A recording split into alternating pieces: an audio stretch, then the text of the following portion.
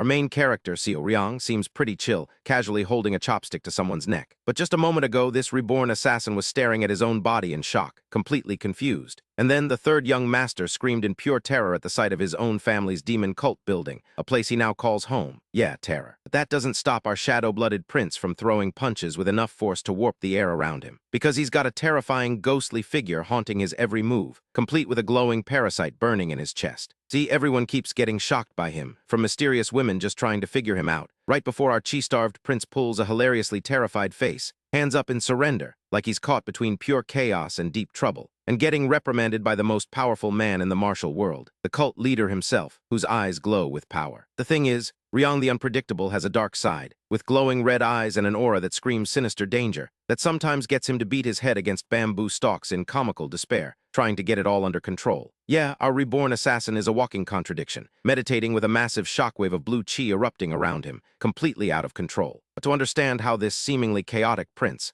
leaping through the air with newfound agility, got into this whole mess, we have to go back to the very beginning. Our masked master, Chun Hajin, is making quick work of his foes, and when faced with a horde of armed warriors, he coolly tells them, "I'm busy. All of you, bring it on together." The enemy leader shouts that he's way too confident, and his purple-robed fighters charge, eager to grant Hajin's wish. But our assassin king simply melts into the fight, leaping over their attacks and leaving one fallen in his wake, then clashing his blade with multiple opponents at once. His grip on his weapon is iron-tight, and he swings, striking down another warrior who crumples to the ground with a grunt. The remaining enemies encircle him, convinced it's time for him to die, but our relentless blade glares back, snarling, "You guys should be the ONES to die, you bastards." He performs a sweeping strike, knocking back a whole crowd of soldiers, his blade a blur in the intense combat. Hajin deflects an enemy weapon in a flash, leaving 3 warriors recoiling in pure shock as they wonder how this is even possible. He's still surrounded, swords pressing in from all sides, so he tightens his grip and prepares for another strike. Then Chun Hajin performs a powerful leap strike, crashing down like a meteor, creating a massive shockwave that terrifies his opponents, who can barely gasp out their recognition of him as one of the top 10 strongest martial masters. He is also the world's best assassin, the Assassin King Chun Hajin. A beam of pure energy strikes the ground, and our hero stands in the center of a newly formed crater, surrounded by fallen foes. He grips his sword, exhausted, his ragged breaths visible even through his mask. But more warriors stream in, stepping over their defeated comrades and shouting that the Assassin King is at his limits and they should go after him. Chun Hajin's masked face is streaked with sweat, showing his immense fatigue, and his blood-stained sword barely rests in the dusty ground. But a surge of energy revitalizes him for a moment, making 3 pursuers recoil in fear. He readies his blade, now glowing with a dangerous energy, and warns them, "I'll kill you all." Then he unleashes another burst of power, a shockwave that knocks back everyone around him. Our bleeding swordsman clutches his weapon, still gasping for air, walking alone under the moonlight, injured and bleeding heavily. His life has been filled with nothing but death, and in a grim act of survival, he violently pulls a weapon from his own body. He mutters in pain, his face weary, as a dropped weapon clangs to the ground. He struggles to remain standing, gripping his sword for support, then somehow manages to leap through the forest, telling himself to keep going just a little more. As he moves through the dark woods, our weary warrior reminds himself that there's a secret place nearby where he can consume elixirs and herbs to recover. But he falls to the ground, panting and completely exhausted, his face drenched in sweat as he admits he's starving and feels like he's going crazy from hunger, having only eaten a few pieces of beef jerky for 7 days. He thinks about how truly hungry he is, his eyes burning with an almost comical longing. Just then, a silhouette leaps through the air against the full moon, and an elderly warrior strikes downward with a powerful blast of energy, shattering the surrounding rocks and terrain like a brittle shell. The elderly warrior groans in pained shock as a mysterious masked assailant, wearing a straw hat and glowing with blue energy, appears. This new fighter maneuvers midair, descending with a drawn sword, and the elderly warrior is launched high into the air by an unseen force. He watches, surprised, as an attack speeds past him, recognizing the technique. A blurred figure wielding a sword cuts through the air with immense speed, a blade of pure energy slicing through the terrain and splitting the ground apart, sending tree trunks flying into the air from the shockwave. The masked assailant's eyes glow with intensity under their hat. The warrior lands, kicking up a cloud of dust and debris, and the elderly warrior, sweating and shaken, names him Death Lord. Death Lord then turns to him and asks if he really thought the Murim would acknowledge someone as one of the top 10 strongest martial masters, if all he did was cut down someone who was tired out from fighting hundreds of other martial masters. The elderly warrior looks shocked, realizing Hajin was almost completely exhausted. Powerful energy blade slices through the air, creating another shockwave, and Chun Hajin clashes with Death Lord, their faces mere inches apart. Energy crackles and sparks as their swords collide in a fierce duel, locked in a mid-air dance of death. One of them strikes the ground with intense force, and then they face off, circling each other cautiously. Chun Hajin clutches a bleeding wound on his torso, his injured hand reaching out as Death Lord stands ominously in the background. The elderly warrior, still sweating heavily, stands ready with his sword drawn, but he looks up, sensing another presence. He calls out, asking if the observer is done watching the show, as a mysterious figure radiating pink energy appears in the dark woods. The elderly warrior stares on in terror, naming her Secret Demon Queen. The woman smiles, asking if it's been 6 years, and then she greets our exhausted fighter, saying, "Long time no see, Chunhaji." Meanwhile, other warriors investigate the aftermath, calling for their first elder. They confirm all the fallen bodies belong to the martial masters of the Steel Blood Fortress, and the white-haired elder looks up at the night sky, observing something far above. He is baffled that anyone could have killed so many of the Steel Blood Fortress martial masters. The elder raises his hand, signaling his troops below, who kneel in submission. He then shouts an order to follow the secret demon queen's death energy. Our dying assassin, Chun Hajin, finds himself facing another deadly opponent in the forest, sweating and tense, as he realizes he's up against the infamous secret demon queen. She confronts him surrounded by glowing pink energy, reminding him that it's been about 6 years since they last met. Chun Hajin observes her seemingly innocent face, thinking no one would guess the sheer brutality lurking beneath it. He's beyond frustrated, wondering why the Steel Blood Fortress had to involve this insane murderer just to capture him. Despite his hopeless situation, the Assassin King grips his bloody sword, ready for anything. The Demon Queen mocks his quick draw, disappointed he'd pull his sword when they have such a special relationship, but admits she still has a trick up her sleeve. Chun Hajin shouts back, calling her bluff and dismissing her talk of any special relationship as nonsense. She gazes down, condescendingly telling him he won't last many strikes in his condition, and suggests an easier way out. Our scarred veteran ignores her, assuming a battle stance as chi radiates from his sword. The Demon Queen's face remains cold and analytical, assessing his move. He smiles mockingly at his show of force, finding it amusing. Chun Hajin looks shocked and confused by her reaction, unable to read her intentions. The Demon Queen, with her terrifyingly long, sharp fingernails, smiles and admits it makes sense that the Steel Blood Fortress would request this of her. With a sadistic grin and malevolent eyes, she continues, noting that his core energy contains disgustingly pure and good energies, definitely belonging to the Great Nine Sects. Chun Hajin prepares for combat against her pink energy waves, his guard up. She laughs, mocking him by saying he must be pretty good. Now lying defeated and wounded, Chun Hajin asks if she has no intention of relaying these secrets to the Steel Blood Fortress, even if she were to find out. Our Pinkora demoness gazes down at him with amusement, admitting he's got her. She then offers him a deal, suggesting he'll live if he reveals the information to her, asking if he considers that a fair deal. Chun Hajin looks strained and sweats, clearly weighing his options. He reflects on the disloyal scum in the Great Lakes region, wondering why there are so many. Then a sudden realization flashes across his face. Close-up of his eye shows it widening with dawning horror. A glowing, sinister, centipede-like creature is revealed in the dark, the source of his terror. His eyes widen even further, now full of outright fear. The Demon Queen holds up her glowing, sharp fingers, explaining she's studied the demonic arts of the god of death and knows all toxins, so she can get rid of the blood parasite within his body. With his hand still gripping his sword hilt, she presses him for an answer. The Demon Queen gazes with a cunning smile, proposing that he teach her the 9 sects' martial prowess in return. Her eyes narrow suspiciously as Chun Hajin remains silent. Our stubborn hero looks at her with intensity and asks, "Hey, Demon Queen, do you think the only reason the righteous Heavenly Alliance is chasing me is because I ran away from them?" The Demon Queen looks genuinely surprised and shocked, realizing he's revealing more than expected. Chun Hajin stares ahead with a cold expression, the truth dawning. He realizes the centipede-like parasite, perhaps like this glowing one on the ground, has bound him his entire life. The righteous Heavenly Alliance, with its powerful masters like the bearded man shown here, has been after him for more than just escaping. The Demon Queen's intense, sharp eyes show her processing his words, recognizing the deeper implications. With a scarred face, Chun Hajin yells angrily at her, telling her to stop spouting such nonsense. He rages that they took 30 years of his life, and he won't be fooled again, asking if she thinks he doesn't know her detestable nature. He grips his sword, radiating blue energy, ready to fight the Demon Queen across from him. Her glowing, slit-pupil eye flashes as she fires back, demanding how he dares to speak like that when he's nearly dead. Chun Hajin, his hand glowing with red aura, declares he's not a pitiful fool like her, and he's never let anyone live. The Demon Queen, with glowing eyes and a subtle, dark smile, states that his eyes tell her he won't teach her the martial prowess.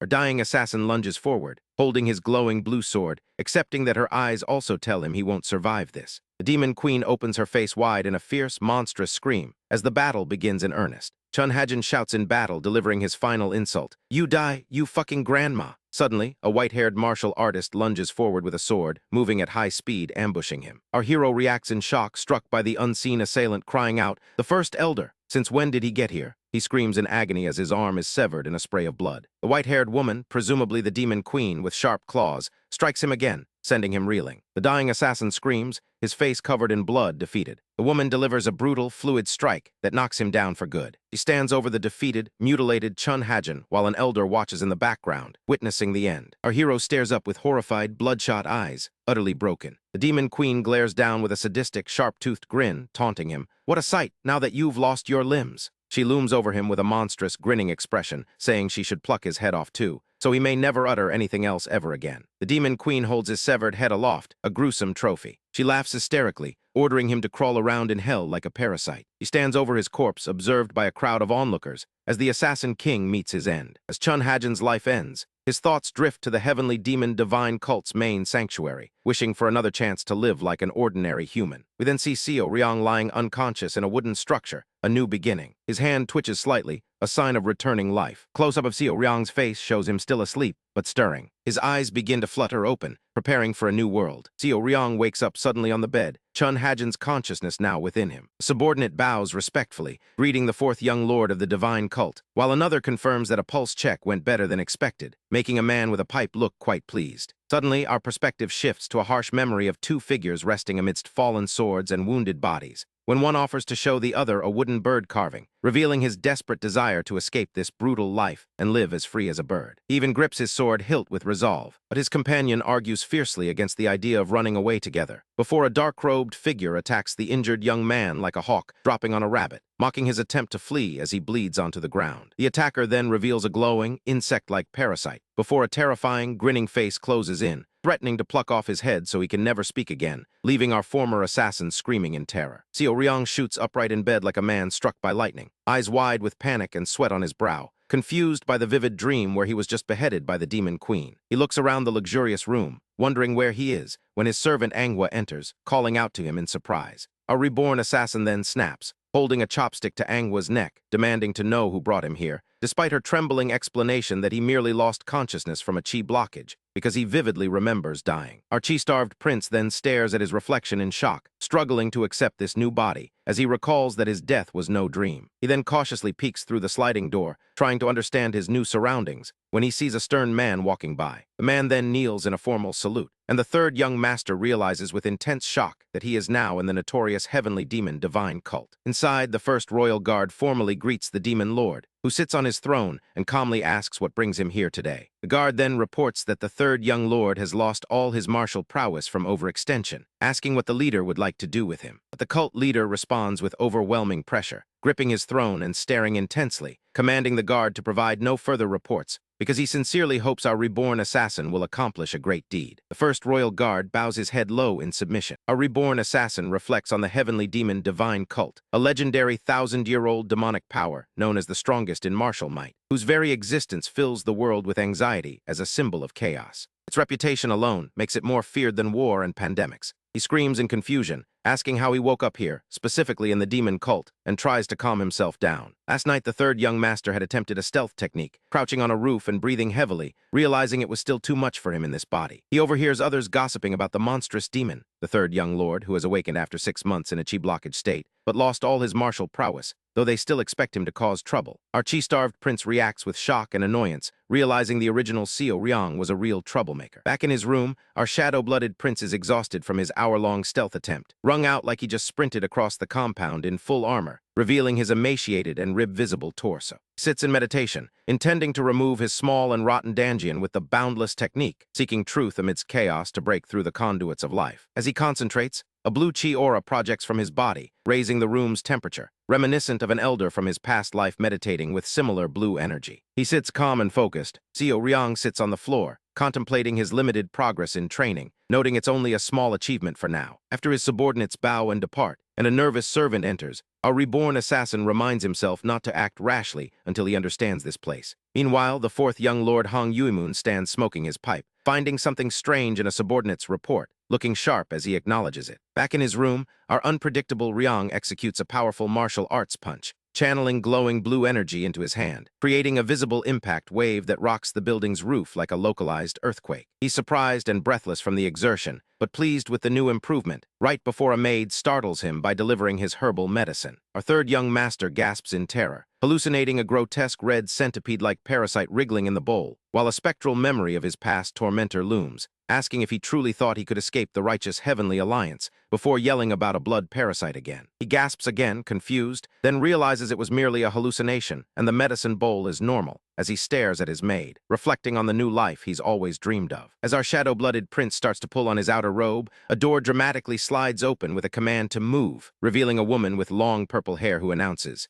"It's been a while," as she enters his room. The previous chapter ended with a mysterious woman, now revealed as the pink-haired prodigy Ki Yo-min, bursting into our chi-starved prince's room like a storm that forgot to knock, catching our shirtless schemer mid-meditation, with a maid looking on in the background, and the pink-haired prodigy just takes him in, noting he actually looks better than she expected. Internally, our cunning young master screams at himself, "Think, CHUNHAJIN, of a way to get out of this situation," as he quickly tries to make his exit, sliding for the door like a man late for his own funeral. But Ki Yo-min sharply stops him, asking where he thinks he's going. Just as he thinks he might escape, two stern-looking elders suddenly materialize in the room, adding more pressure to our chi-starved prince, who then turns to Ki Yo-min as she settles elegantly into a seat, and he casually explains his peculiar situation, mentioning that he didn't wipe his sweat during his body's recovery. The pink-haired prodigy listens to our unpredictable Ryong, who looks utterly resigned, having decided he has no choice but to push this narrative. Our quick-witted prince then pulls in Manhwa, the braided maid, telling her he has a problem with his memories,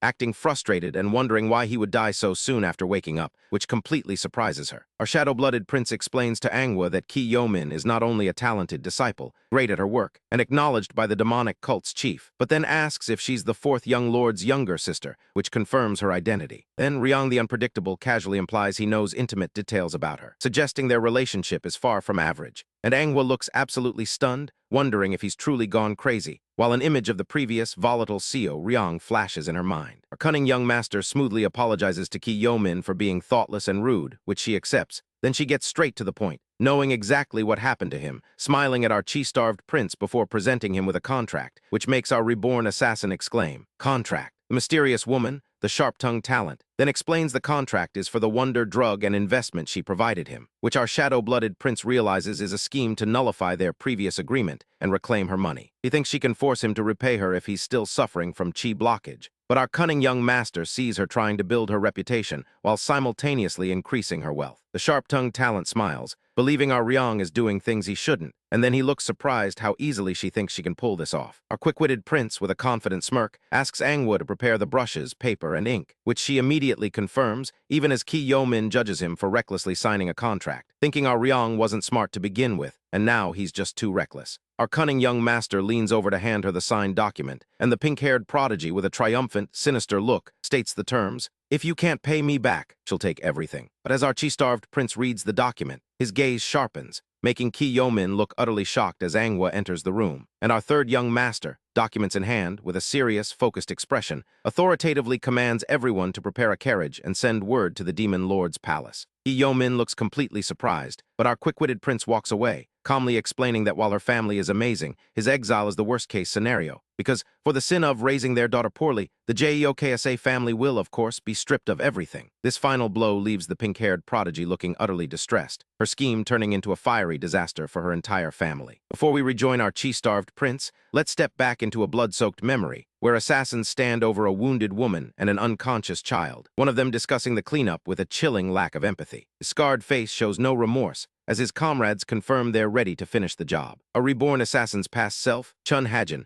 remembers looking down at the carnage and spotting a small wooden bird clutched in a bloodied hand. Another assassin lifts the bird from the dead woman's grip, which makes the scarred man gasp, his eyes widening in shock. He's suddenly terrified, a stark contrast to his earlier composure, just as an unseen attacker slams into him, knocking him aside. An assassin drops dead against a wall, his sword falling uselessly to the ground, as a masked figure carves through the remaining enemies like lightning. A reborn assassin draws his sword, a terrifying blur of motion, while the scarred man watches in pure horror. The masked figure leaps through the air like a launched arrow, delivering a final lethal strike, sending an enemy flying across the courtyard. Our former assassin leans over the child, eyes glowing protectively, his mission to save them complete. The scarred man, now wounded himself, looks back in dawning alarm, as the masked figure cries out, cradling someone in his arms amidst the rain. A boot steps onto the ground near a broken sword, and the scarred assassin, soaked and desperate, pleads with the masked figure, his voice choked with distress. He insists, "I really didn't know," as he kneels over his fallen comrade. The masked figure approaches him, ignoring his repeated pleas of ignorance, and the scarred man screams in anguish, his face contorted in pain and despair. Dark figures lead a horse away down a long path, leaving the scene behind, and our assassin grabs the scarred man by the collar, asking him if he knows what it means to commit murder every day, while a centipede crawls across the bloodied ground. He dismisses the man's suffering, stating coldly,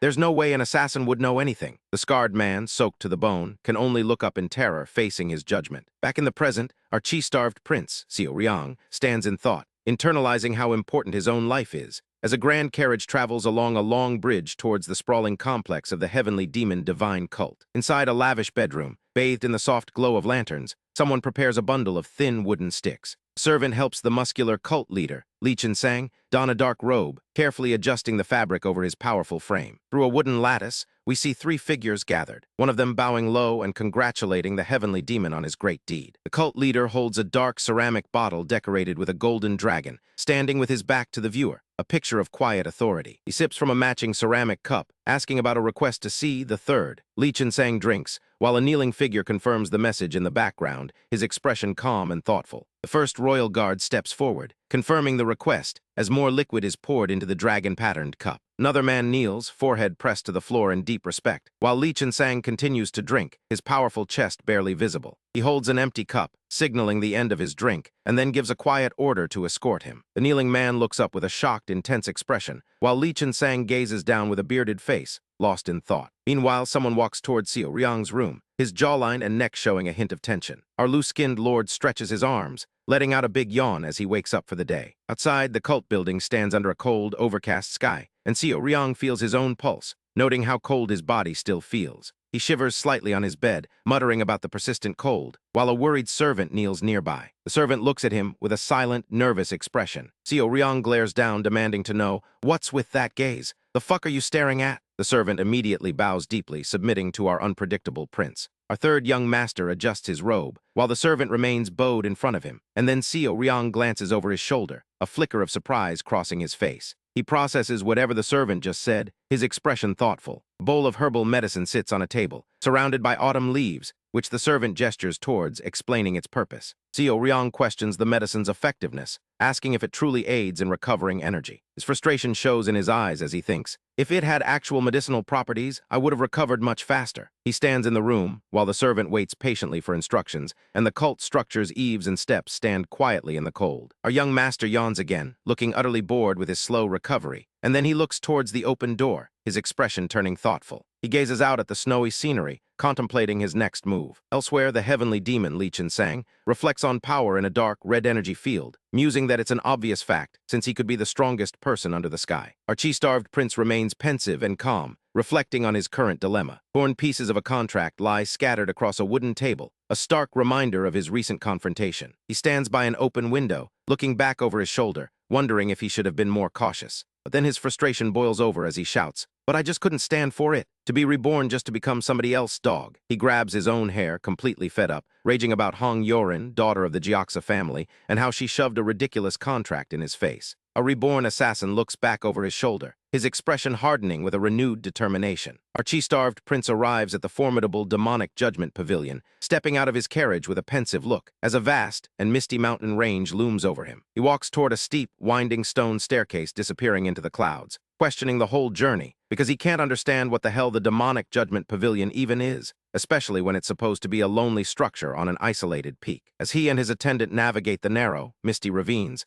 our unpredictable young master makes his way up the endless stone stairs, acknowledging that this truly is the headquarters of the demon cult. But as he walks, he grows increasingly concerned about the sheer number of guards, their dark figures with glowing eyes standing watch on every rocky outcropping, even in shadowed caves. He realizes this is a place where one mistake means death, and his anxiety rises as he approaches what he believes is the pavilion, a massive, ornate stone door built right into the cliffside. He wonders why they called it a pavilion when it's clearly a door, not a building. But then the heavy stone portal slowly grinds open, pushed by his attendant, emitting clouds of dust. A reborn assassin cautiously peeks through the opening, mentally steeling himself to face the demon lord, Li Qinsang, and focus. But what he sees leaves him wide-eyed with shock. Instead of a grim cult stronghold, a vast and beautiful landscape unfolds before him. A vibrant, lush spring meadow bursting with colorful flowers, and he can't believe his eyes. The weather is pure spring, with deer drinking from serene streams and small, colorful birds perched on trees, making him wonder if he's dreaming. He rubs his eyes, utterly bewildered, then relaxes, lying down in the grass with a rabbit, because this is exactly the kind of place he always dreamed of for his retirement from Kangho. He reaches for falling flower petals, mesmerized, but then a voice startles him, telling him to come this way. Looking up, he spots a traditional pavilion shrouded in mist across the field, where the long-haired cult leader, Li Qinsang, stands in dark, elegant robes, overlooking the distance. Li Qinsang senses his presence, murmuring, "Somebody's there." Xiao Riang continues his walk through the tall grass, his expression calm and observant, his eye narrowing in thought because it's as if he's been bewitched. Li Qinsang sips from an ornate cup, musing that with the second drink there is death. He watches Xiao Riang with interest, while our shadow-blooded prince realizes this must be the demonic judgment pavilion, exactly as the third young master had imagined it. His feet rustle through dry leaves, and his basic instincts as the assassin king scream that this place is dangerous, but he knows he can't turn back. With a clenched fist, he resolves himself, because if he's to escape the demon cult and start a new life, he must face the demon lord. He stands still, his heart thumping, swallowing hard as Li Qinsang sits stoically, holding his cup. Our shadow-blooded prince bows deeply before Li Qinsang in the pavilion, who calmly tells him to rise,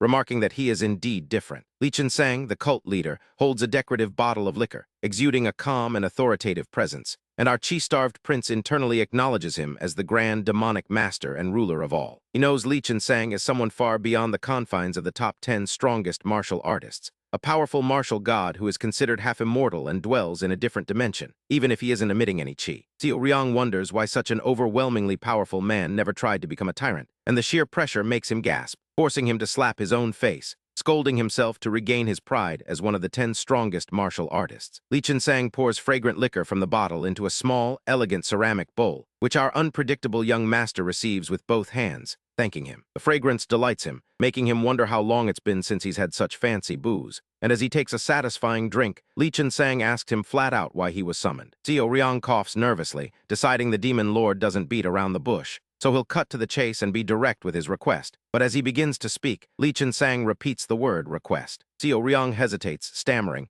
and his inner voice scolds him for being a mute, reminding him of his past pride as an assassin king. He blunders, accidentally asking if he can leave the cult. Grabbing his head in frustration, he regrets messing up his planned words, which were supposed to be about going out for some fresh air. Li Qinsang, eyes closed, listens intently, then repeats, "You want to leave the cult?" Our reborn assassin looks up, distressed by his inability to read the cult leader's expression, confused about what Li Qinsang is thinking. Li Qinsang reaches out to hand him the bowl, confirming his request to cut ties with the cult. Xiao Riang's eye widens in shock, and he makes a comical, terrified expression, raising his hands like a child caught with his hand in the cookie jar, protesting, "No, let me speak." Li Qinsang waits, and our shadow-blooded prince, panicking but trying to remain calm, decides to say whatever comes to mind, explaining that he hasn't long recovered from his chi blockage and lost his martial prowess. He adds that he thought it would be better to go out for some fresh air, gesturing emphatically that this is it. This is his reason. Li Qinsang's hand places the bowl down forcefully as Xiao Riang thinks he's been believable. But then our unpredictable young master looks shocked, realizing he may have made a mistake. He reacts with intense sweat, standing alone and distressed, regretting his carelessness. Li Qinsang pours more liquid, finding the whole situation ridiculous,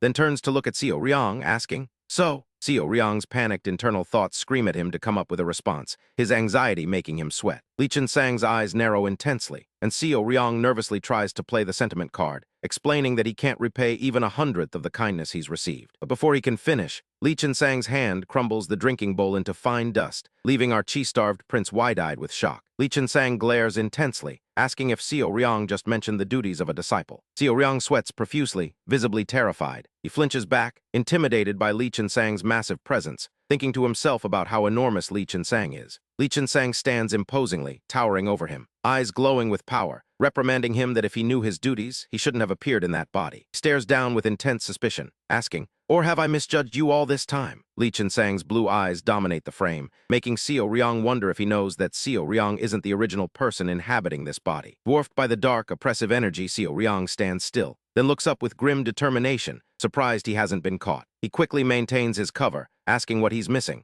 since a disciple who just recovered from chi blockage is merely paying his respects. Li Qinsang's hand moves, dark energy flickering from his fingers as he dismisses Xiao Riang, stating he will send someone in 3 days. Xiao Riang looks shocked and frustrated, demanding to know if he's allowed to go outside. He curses his stress, desperate for a clear answer on whether he can do as he pleases, as Li Qinsang stands on the balcony, looking out over the mountain peaks. Li Qinsang muses that it's been a long time since he saw this sight. Dark, ornate vessel pours liquid into a bowl for another man, as Li Qinsang watches with a serious, observant expression. The bearded man's face is etched with anxiety. Then he drinks from the bowl while kneeling, his eyes widening in sudden realization. Li Qinsang watches him through the bars of a cage, stating that this judgment is complete. Small, black-antlered snake is held behind cage bars, seemingly good, but Xiao Riang's glowing red eyes and dark aura reveal it was just a venomous snake, a disappointment. He looks ahead with a calm, focused expression, as the ground shows burnt-out spots where he walked, symbolizing that while getting further from evil, he's also understanding death. A reborn assassin walks across the grass,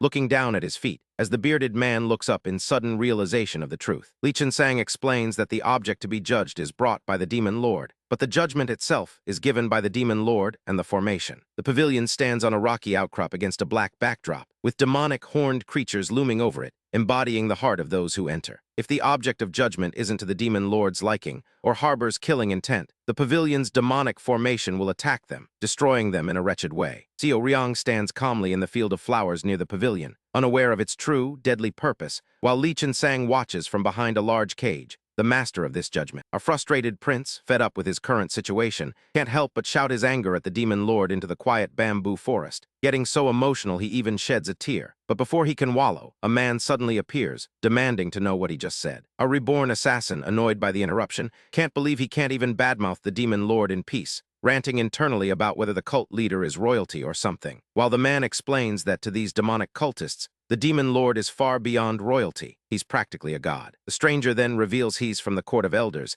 and immediately bows deeply to our young master, performing a martial arts salute, and then bowing even lower, vowing to be his personal guard. Xiao Riang, already overwhelmed, internally begs him to stop, not wanting any of this dedication or loyalty from the man with an aura of burning passion. As the scene shifts to a quiet building nestled within the dense bamboo forest, our determined young master tries to meditate, but soon realizes his efforts are useless, because he simply can't get out of here. He cries out in frustration, slamming his head against a bamboo stalk like a woodpecker taking out its rage, before leaning against it in exhaustion. Our chi-charged third lord remembers his bad premonition upon reincarnating as the third young lord, realizing he has no choice but to live as Xiao Riang for now. And to do that, he'll need power, pushing himself to become stronger. With a silhouette of powerful cult members looming in his mind, Xiao Riang resolves to take the path of martial arts, no matter the outcome, and walk out of this place with his head held high. Just as he's making this grand declaration, a blond man, the new personal guard, watches him from behind a bamboo stalk, then suddenly appears, scaring our young master half to death, who angrily warns him to watch himself. The guard just bows, remarking on how inflexible our prince is.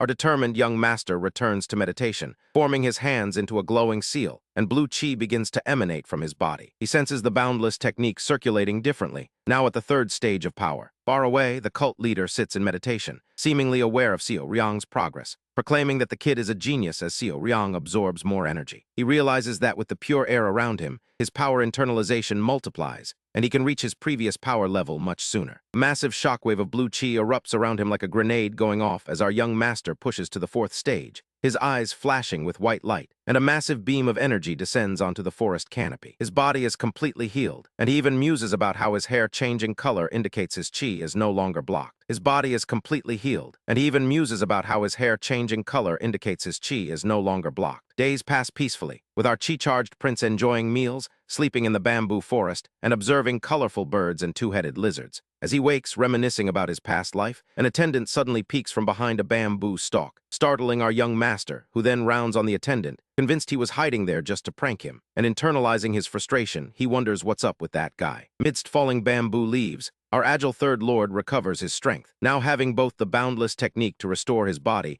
and the heavenly net 6-power technique to enhance his hyper senses. Gracefully strikes bamboo stalks, but realizes the only thing missing is his dark shadow chi. The dark shadow chi that combined the hidden skills of 10 great sects, which was his signature skill as the assassin King Chun Hajin. But he wonders if he's even allowed to learn it in the heavenly demon divine cult as the third young lord, Xiao Riang, given that he's supposed to be practicing a demonic art. He knows there was a demonic art the original Xiao Riang was practicing, but he is perched high on a bamboo stalk, contemplating. A calculating young master leaps down, landing with a loud shriek, and then calls out for his attendant, Dompel, who suddenly appears out of nowhere, startling Xiao Riang, who glares at him in confusion. And for a moment, they stand in silence. Dompel leans forward with an intense expression, closing his eyes in thought, and then kneels, asking for authority to retrieve something for his young lord and our resourceful prince. Standing confidently, smiles, granting him the authority of the third young lord. Meanwhile, in a grand pavilion, an unknown man discusses Xiao Riang with Dompel, wondering if he really lost his memories. Remembering that the third young lord was originally a greedy and arrogant tyrant who showed no consideration for others,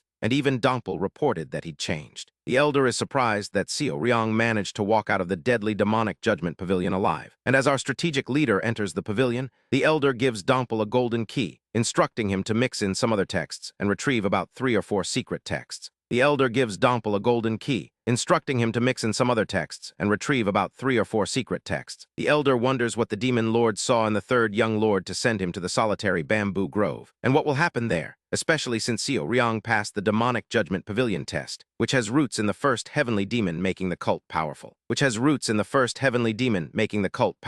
The elder ponders what will happen next, looking at the bamboo grove. Our calculating young master looks startled as Dompel brings him stacks of ancient books, and he throws his hands up in frustration, asking if this truly isn't a lot of reading material. He panics at the thought of mastering demonic arts, but with intense eyes, he resolves to look at them without bias, agreeing to the task. Dompel explains that the 10 great demonic arts are the highest-level demonic arts, accessible only to the young lords, and mastering even one allows you to look down on the world. But he still thinks that if Seo Ryong doesn't remember this, he might not remember other important things.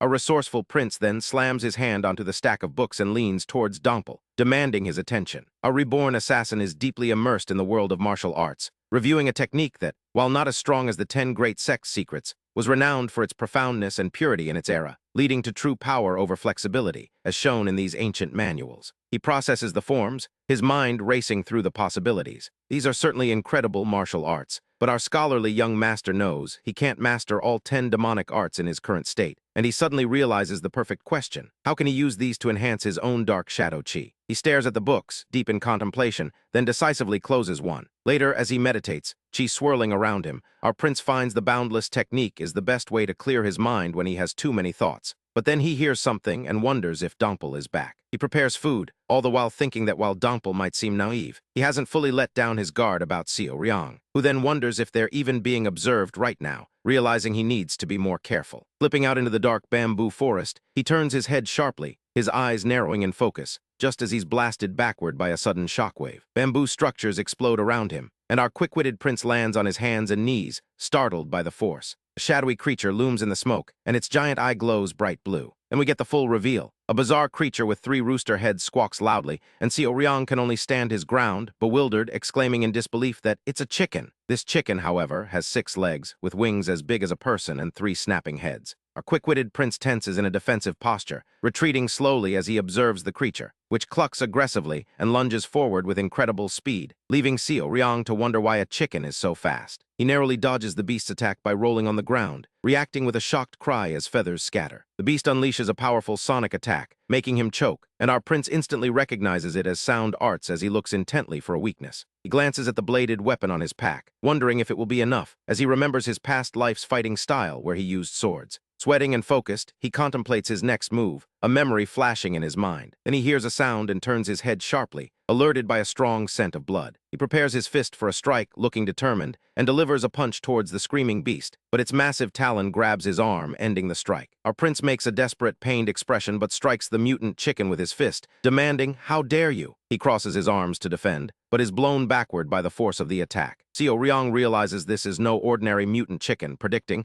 "This is going to be tough. Shit, if I only had a weapon," his intense eyes scanning for anything to use. Suddenly, he spots a broken piece of bamboo on the ground. As the chicken lunges again, our bamboo warrior leaps out of the way, taunting it by asking, "You think you can get me using the same attack?" and kicks off a bamboo stalk to gain momentum. Midair, he holds the bamboo staff like a spear, his face intensely focused as he descends for the attack. The mutant chicken screams as it gets hit, and Seo Ryong lands on it, pinning it down with the staff. The bamboo staff pierces the ground and the creature, and our prince catches his breath, wondering if it's dead, but its eye glows with intense hostility. The mutant chicken strikes the bamboo fence with significant force, exploding dust and debris, sending our quick-witted prince coughing and injured to the ground. He clutches his shoulder in pain, breathing heavily as the 2-headed chicken, now missing a head, lunges forward again. But then in a completely different scene, a small, shadowy black kitten with glowing red eyes stares ahead, leaving us with a mysterious cliffhanger. Still grappling with the giant red bird, our determined prince focuses his energy, unleashing the heavenly net 6-power technique, his eyes glowing with fierce intensity. He activates hypervision, the second form of the technique, which uses chi to exponentially speed up his thought process, slowing down everything within his vision, allowing him to fight the massive bird midair with only a bamboo staff. He strikes its wing and finds its glowing heart, the weakness he was looking for. Our tactical young master lunges forward like a striking viper with a determined expression, declaring, "This is the end," and strikes the bird with his bamboo staff, defeating the azure lotus. After the battle, our loyal attendant Dongpo rushes into the ruined bamboo garden, calling out to Xiao Riang, horrified by the destruction of the city bamboo garden. He finds our exhausted hero sitting on a large rock amidst the wreckage, and reacts with shock upon seeing the defeated azure lotus, recognizing it as a formidable beast. Xiao Riang nods, but tells Dongpo they must treat his injuries first, even as Dongpo, visibly pressured by something unseen, spits blood. Later, our prince and Dongpo are cooking something over an open fire, and Xiao Riang explains that this is a natural demonic forest, boasting the densest spiritual chi compared to any other famous mountain. Xiao Riang looks nervous, while Dongpo looks down with a pained expression. He can't believe it, seeing a mysterious glowing pearl in a wooden box, and learns that mysterious figures stop by the forest twice a year. Xiao Riang looks concerned as they continue to cook in the walled courtyard. Dongpo looks down with a pained expression, shedding a tear, overwhelmed as he begins to cry. Xiao Riang hands him a bowl of perfectly cooked monster chicken, and Dongpo gazes at it in awe, internally wondering that Xiao Riang would actually cook and eat this monster chicken. Xiao Riang laughs as his companion happily eats,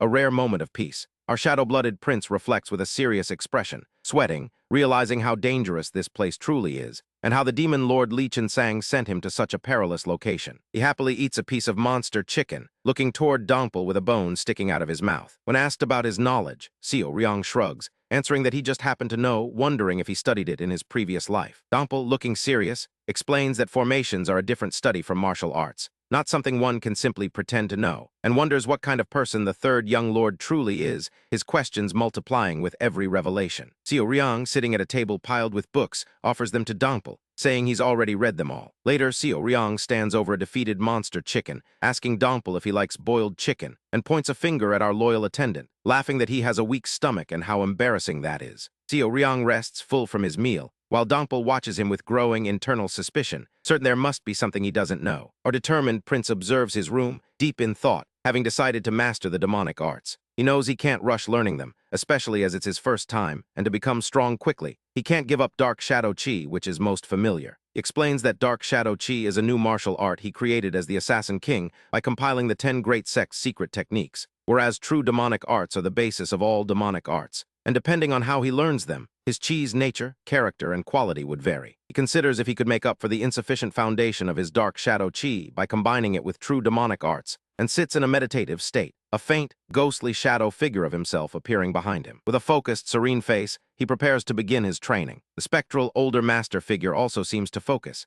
as Xiao Riang and his ghostly persona sit back to back, shrouded in swirling red and blue energies. Outside, Dongpo sweeps the courtyard, keeping watch. He leans on his broom, looking worried and tired, realizing it's already been 12 days since Xiao Riang shut himself in his room, having been told not to disturb him no matter what. Inside, Xiao Riang sits surrounded by a swirling aura of energy, his face sweating from intense focus. He maintains his meditative posture as energy flows, and the energies merge into a singular force. Finally, his eyes flash open, declaring, "It's done." In the woods, Dongpo panics, sensing a sudden rush of demonic energy, realizing he can feel it rushing through his body for the first time, a new martial prowess he has not possessed before. Xiao Riang stands amidst a violent swirl of red demonic energy, announcing, "This martial art shall be called the Dark Shadow Demonic Art." His eyes glow red as he is fully enveloped in his new aura. But then something moves in the misty bamboo forest, as a monstrous ape-like Xingxing leaps through the air like a hurled boulder, its fangs bared. Our shadow-blooded prince swings his sword with intense focus, slashing through the air, and battles the massive Xingxing in the woods. He stands over the defeated creature, catching his breath. Wiping sweat from his forehead, our exhausted hero looks strained, admitting that could have been really dangerous. He surveys the area, lamenting his lack of strength, as defeated Xingxing corpses litter the ground. Xiao Riang stands tall, bloodied sword in hand, while Dongpo watches from the shadows. Slight, knowing smile plays on Xiao Riang's bloodied lips.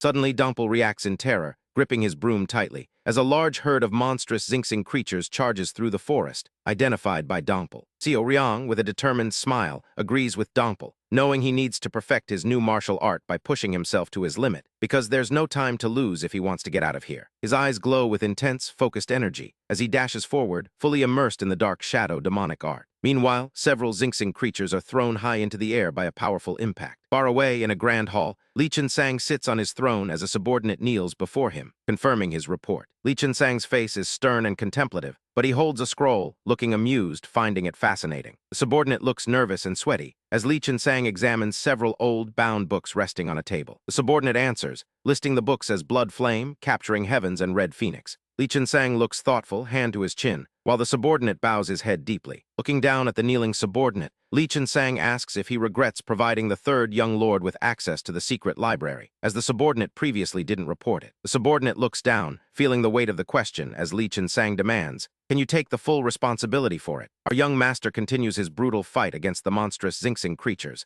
leaping into the air to unleash a devastating sword strike, creating a powerful shockwave that sends them reeling, even as he pushes through his own injuries, all while his loyal attendant Ma Dongpo watches intently. Yang finishes with a swirling aura of energy. The beasts lunge with bared claws, but our loyal attendant, the blonde swordsman, stands defensively, his eyes shut in focused concentration, unleashing a shockwave that throws them back and makes them realize the limits of their sheer ignorance, as he single-handedly pushes back the monster herd. Dongpo, sweating from his exertion, catches Xiao Riang's eye, but our young master just looks on, calmly amused. Then a dark, blurred shadow suddenly lunges. Yang's eyes widen in alarm, realizing it's a new, incredibly fast beast, which lands a powerful kick that knocks his attendant forcefully to the ground. Yang demands, "What the hell, where did it come from?" shocked by the sudden attack, as he observes the forest creature, realizing it looks like a monstrous horse. Our shadow-blooded prince internally notes that Dongpo had exponentially amplified his inner chi over the past few days. Yet this new, fanged horse-like beast knocked him out in one blow, confirming it's much stronger than anything they've encountered so far, and it radiates an incredible murderous intent. So Riang channels his energy, preparing to face it with his full strength from the start. Yang clashes violently with the beast, creating a massive shockwave, but his sword is immediately knocked from his hand and spins through the air. Our young master is pinned and struggles against the wreckage, his face bloodied and twisted in pain from the impact. Panicked, he tries to move his unresponsive body, asking,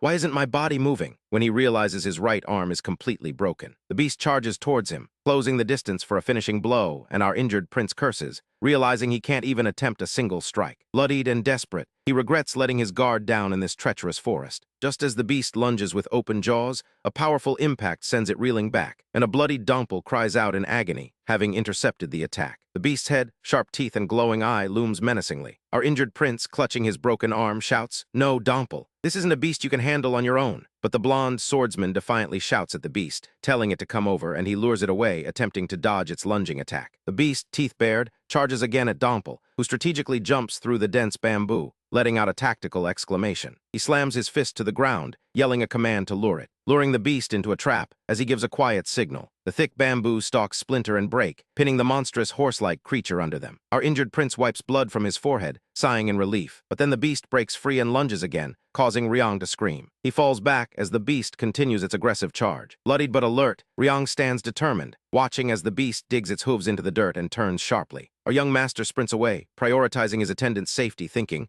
"Right now I have to rescue the young lord first." Meanwhile, back at the compound, a tired Li Gunsung reports on his tasks, while two men, one with a ponytail and another bearded, calmly share tea. Tea is poured and served as the bearded man drinks thoughtfully. They discuss the uncertain return of the third young lord, and our protagonist, Xiao Riang, watches from between the bamboo stalks nearby. The conversation is cut short as the two men are interrupted. An alarmed man peeps through the door, and the tea-drinking companions turn their heads to see a pair of familiar brown boots. They glimpse the back of a blonde-haired figure against a swirling dark background, who slams a teacup down on the table with force. The two men look shocked, asking what the hell is with that ominous murderous intent, and the ponytail man identifies him. "That's third leader Ma Dongpo." He stands in full view, emitting so much murderous intent it cannot be concealed, leaving them to wonder what happened in the solitary bamboo grove. The handful of green herbs packed, third leader Ma Dongpo bids farewell to the bearded and ponytail men. Our beefy swordsman, eyes closed in contemplation, bows his head, while the two men discuss his departure, and he gives a final bow. They watch him walk away, expressing confidence that Dongpo, the third leader they know, will come back even stronger, as he leaps through the ornate red gate like a blur, disappearing into the misty bamboo grove. Xiao Riang, now blonde, sprints through the bamboo grove like a flash, feeling much lighter and stronger than he was 8 months ago, his martial arts having advanced another level from the grueling experiences in the solitary bamboo grove. Our young master closes his eyes in focus as he dashes at high speed. Suddenly, Ryong stops in his tracks, alert, having sensed something move. He kneels, wondering to himself if it was a beast. Our young master analyzes the heavy, uniform steps, realizing it's not a Xingxing, and as it gets closer, he adjusts his belt, preparing for an imminent threat. He readies his sword in a defensive crouch, planning to cut it down immediately, a bead of sweat dripping down his tense face. The tension breaks as a bloodied third leader, Ma Dongpo, emerges from the bamboo, dragging a large beast carcass with a grunt, causing our young master Xiao Riang to look up in wide-eyed surprise. Ma Dongpo pulls the grotesque, dead beast with sharp teeth past Xiao Riang, and holding the rope, tells him he couldn't just let the creature pass, given their last encounter. The beefy swordsman, exhausted but with a faint smile, then starts making needy requests. Xiao Riang looks confused and overwhelmed as Ma Dongpo pleads with him. Please, he begs, asking Dongpo to make his bed, feed him, and even wipe him, causing our protagonist to wonder if he's been too helpful. Our young master meditates on a large rock at night, wondering if he's been using Ma Dongpo too much over the past few months. He reflects on how Ma Dongpo, who once suffered from chi blockage, can now defeat a Lushu by himself, a feat only peak masters should achieve, realizing this place is full of beasts even peak masters cannot handle, and that he cannot just keep watch as a guard. Xiao Riang is shocked when Ma Dongpo, standing behind him, opens his eyes, and our young master points, exclaiming that his face is even scarier than in the solitary bamboo grove. The muscular warrior closes his eyes, sighing with a stressed expression, while Xiao Riang looks at him with concern. Dongpo speaks seriously, warning that this place is now dangerous, making Riang ask what he means by that. As our young master listens intently, Dongpo explains that even with their effort, the gains they've achieved are not something that should be possible within 8 months, hinting at an unnatural acceleration of their growth. Xiao Riang removes the bandages from his arm, surprised to find it completely fine, and Ma Dongpo reacts with a shocked huh. The third leader looks completely shocked, sweat dripping down his face, as Xiao Riang's bloody, scarred forearm starts to undergo a strange physical transformation. His arm muscles bulge and shift into a monstrous form, and his hand glows with intense energy. As Dongpo stares with a bead of sweat, Xiao Riang asks seriously, "Are you saying that the healing powers of the solitary bamboo grove are becoming stronger?" Our muscular attendant looks troubled as he listens. Xiao Riang, appearing confident and slightly smug, grins broadly at a frustrated Ma Dongpo, explaining that the demon lord was granting him a request. Our cunning prince stands over a broken scroll, making a peace sign gesture as he talks. Suddenly, a grove of bamboo stems swirls with glowing purple energy, causing Dongpo to look shocked and strained, while Xiao Riang clenches his fist tightly with a determined look. Single bamboo stalk surges with intense blue light, and a powerful beam of energy erupts from the ground in the middle of the forest. Our young master relaxes in a bathhouse, side and attended by servants, as someone cleans his arm with a cloth. Close-up of his eye shows inner conflict as he wonders why the master told him about something, staring with intense shock and confusion, asking what the demon lord is trying to tell him after summoning him so suddenly. Meanwhile, a kneeling subordinate reports to a commanding figure in an ornate hall, realizing the master doesn't mind his disciples being at each other's throats. The sweating subordinate believes the master wants them to overcome this in order to become his successor, contemplating the kind of world the master sees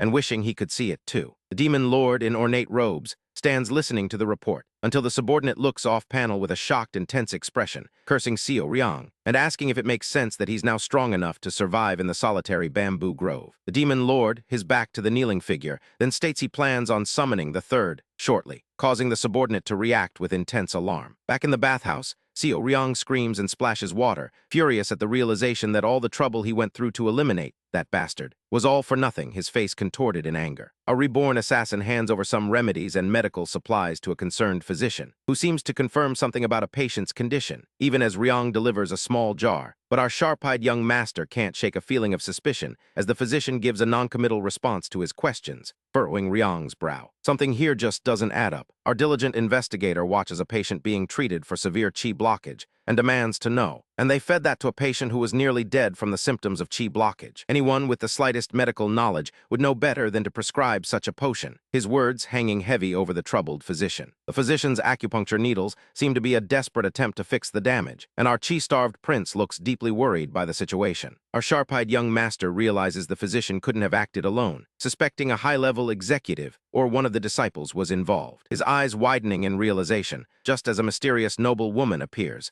and he confirms she is indeed the fourth young lord's younger sister, who came to see him right after he awoke, as a teapot pours liquid into a small cup. Yang listens intently, his mind racing to connect the dots. Our shadow-blooded prince rises from his seat to face the nervous physician, whose eyes widen in terror as Seo Ryong stands over him, his fingers beginning to glow with purple chi energy, and his eyes burn with an intense, intimidating light. The physician can only stammer, "I'm not sure I understand," looking shocked and flustered, sweat dripping down his terrified face. Yang had already mused that before heading to the solitary bamboo grove, the body had been in peak civilian condition, and now he turns his intense gaze on the physician, demanding, "Shin Hwe, look at me. Are you listening to me? You said this body's meridians were completely clogged. But what is this?" The physician's face drains of color, his eyes wide with pure panic as Ryong smiles dangerously. A muscular attendant panics, asking what he means by heading into the heart right now. But our determined strategist calmly adjusts his hair, pulling it back into a ponytail with focus, while the attendant stares in shock. Our reborn assassin responds with a serious expression. "If I stay still, I'll only witness my own death, so I must move," gripping his sword handle firmly. Our chi-starved prince draws his sword with a determined look, ignoring the attendant's panic cry to wait. He then suddenly slumps over like a puppet with its strings cut, as the attendant reaches out, only for Ryong to snap back to focused attention,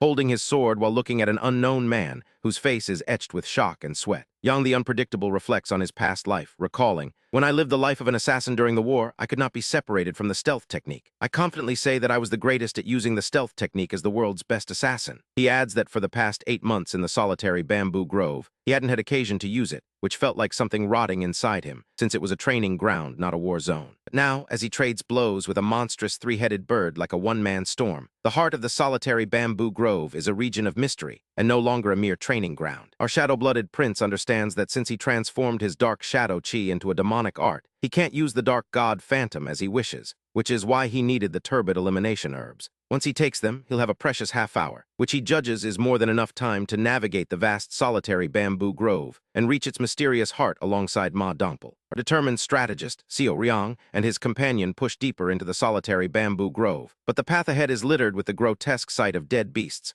all of them having vomited blood before they died, which understandably shocks his companion, and even Seo Ryong looks on in disbelief. He points out a dead leopard, and his companion confirms its name and that it's just one of the many rare creatures who have fallen here. There isn't a single injury on any of the bodies, and Seo Ryong's companion notes that it feels like everything in this vicinity had its life force drained from it. Even the spiritual bamboo, which should be thriving and much thicker closer to the heart of the grove, is all withered and dead. As they walk through the eerie silence, Seo Ryong suddenly feels a cool breeze and shushes his confused companion, who just thinks it's a light gust of wind. Our shadow-blooded prince, however, senses a strange and ominous energy, feeling it grow stronger the deeper they go, and realizes it's all emanating from the heart of the solitary bamboo grove itself. Yang the Unpredictable wastes no time, surging forward as his companion struggles to keep up, straining with every step. Meanwhile, far away in a dimly lit room, the cult leader Li Qinsang sits surrounded by his followers, a mysterious glowing jar releasing smoke nearby. He gives a stern command to his kneeling subordinate, declaring, "First Guardian." The first guardian bows his head and replies, "Yes, my lord," as Li Qinsang looks intently at him, then sips from a small cup, contemplating, and voices his thoughts aloud.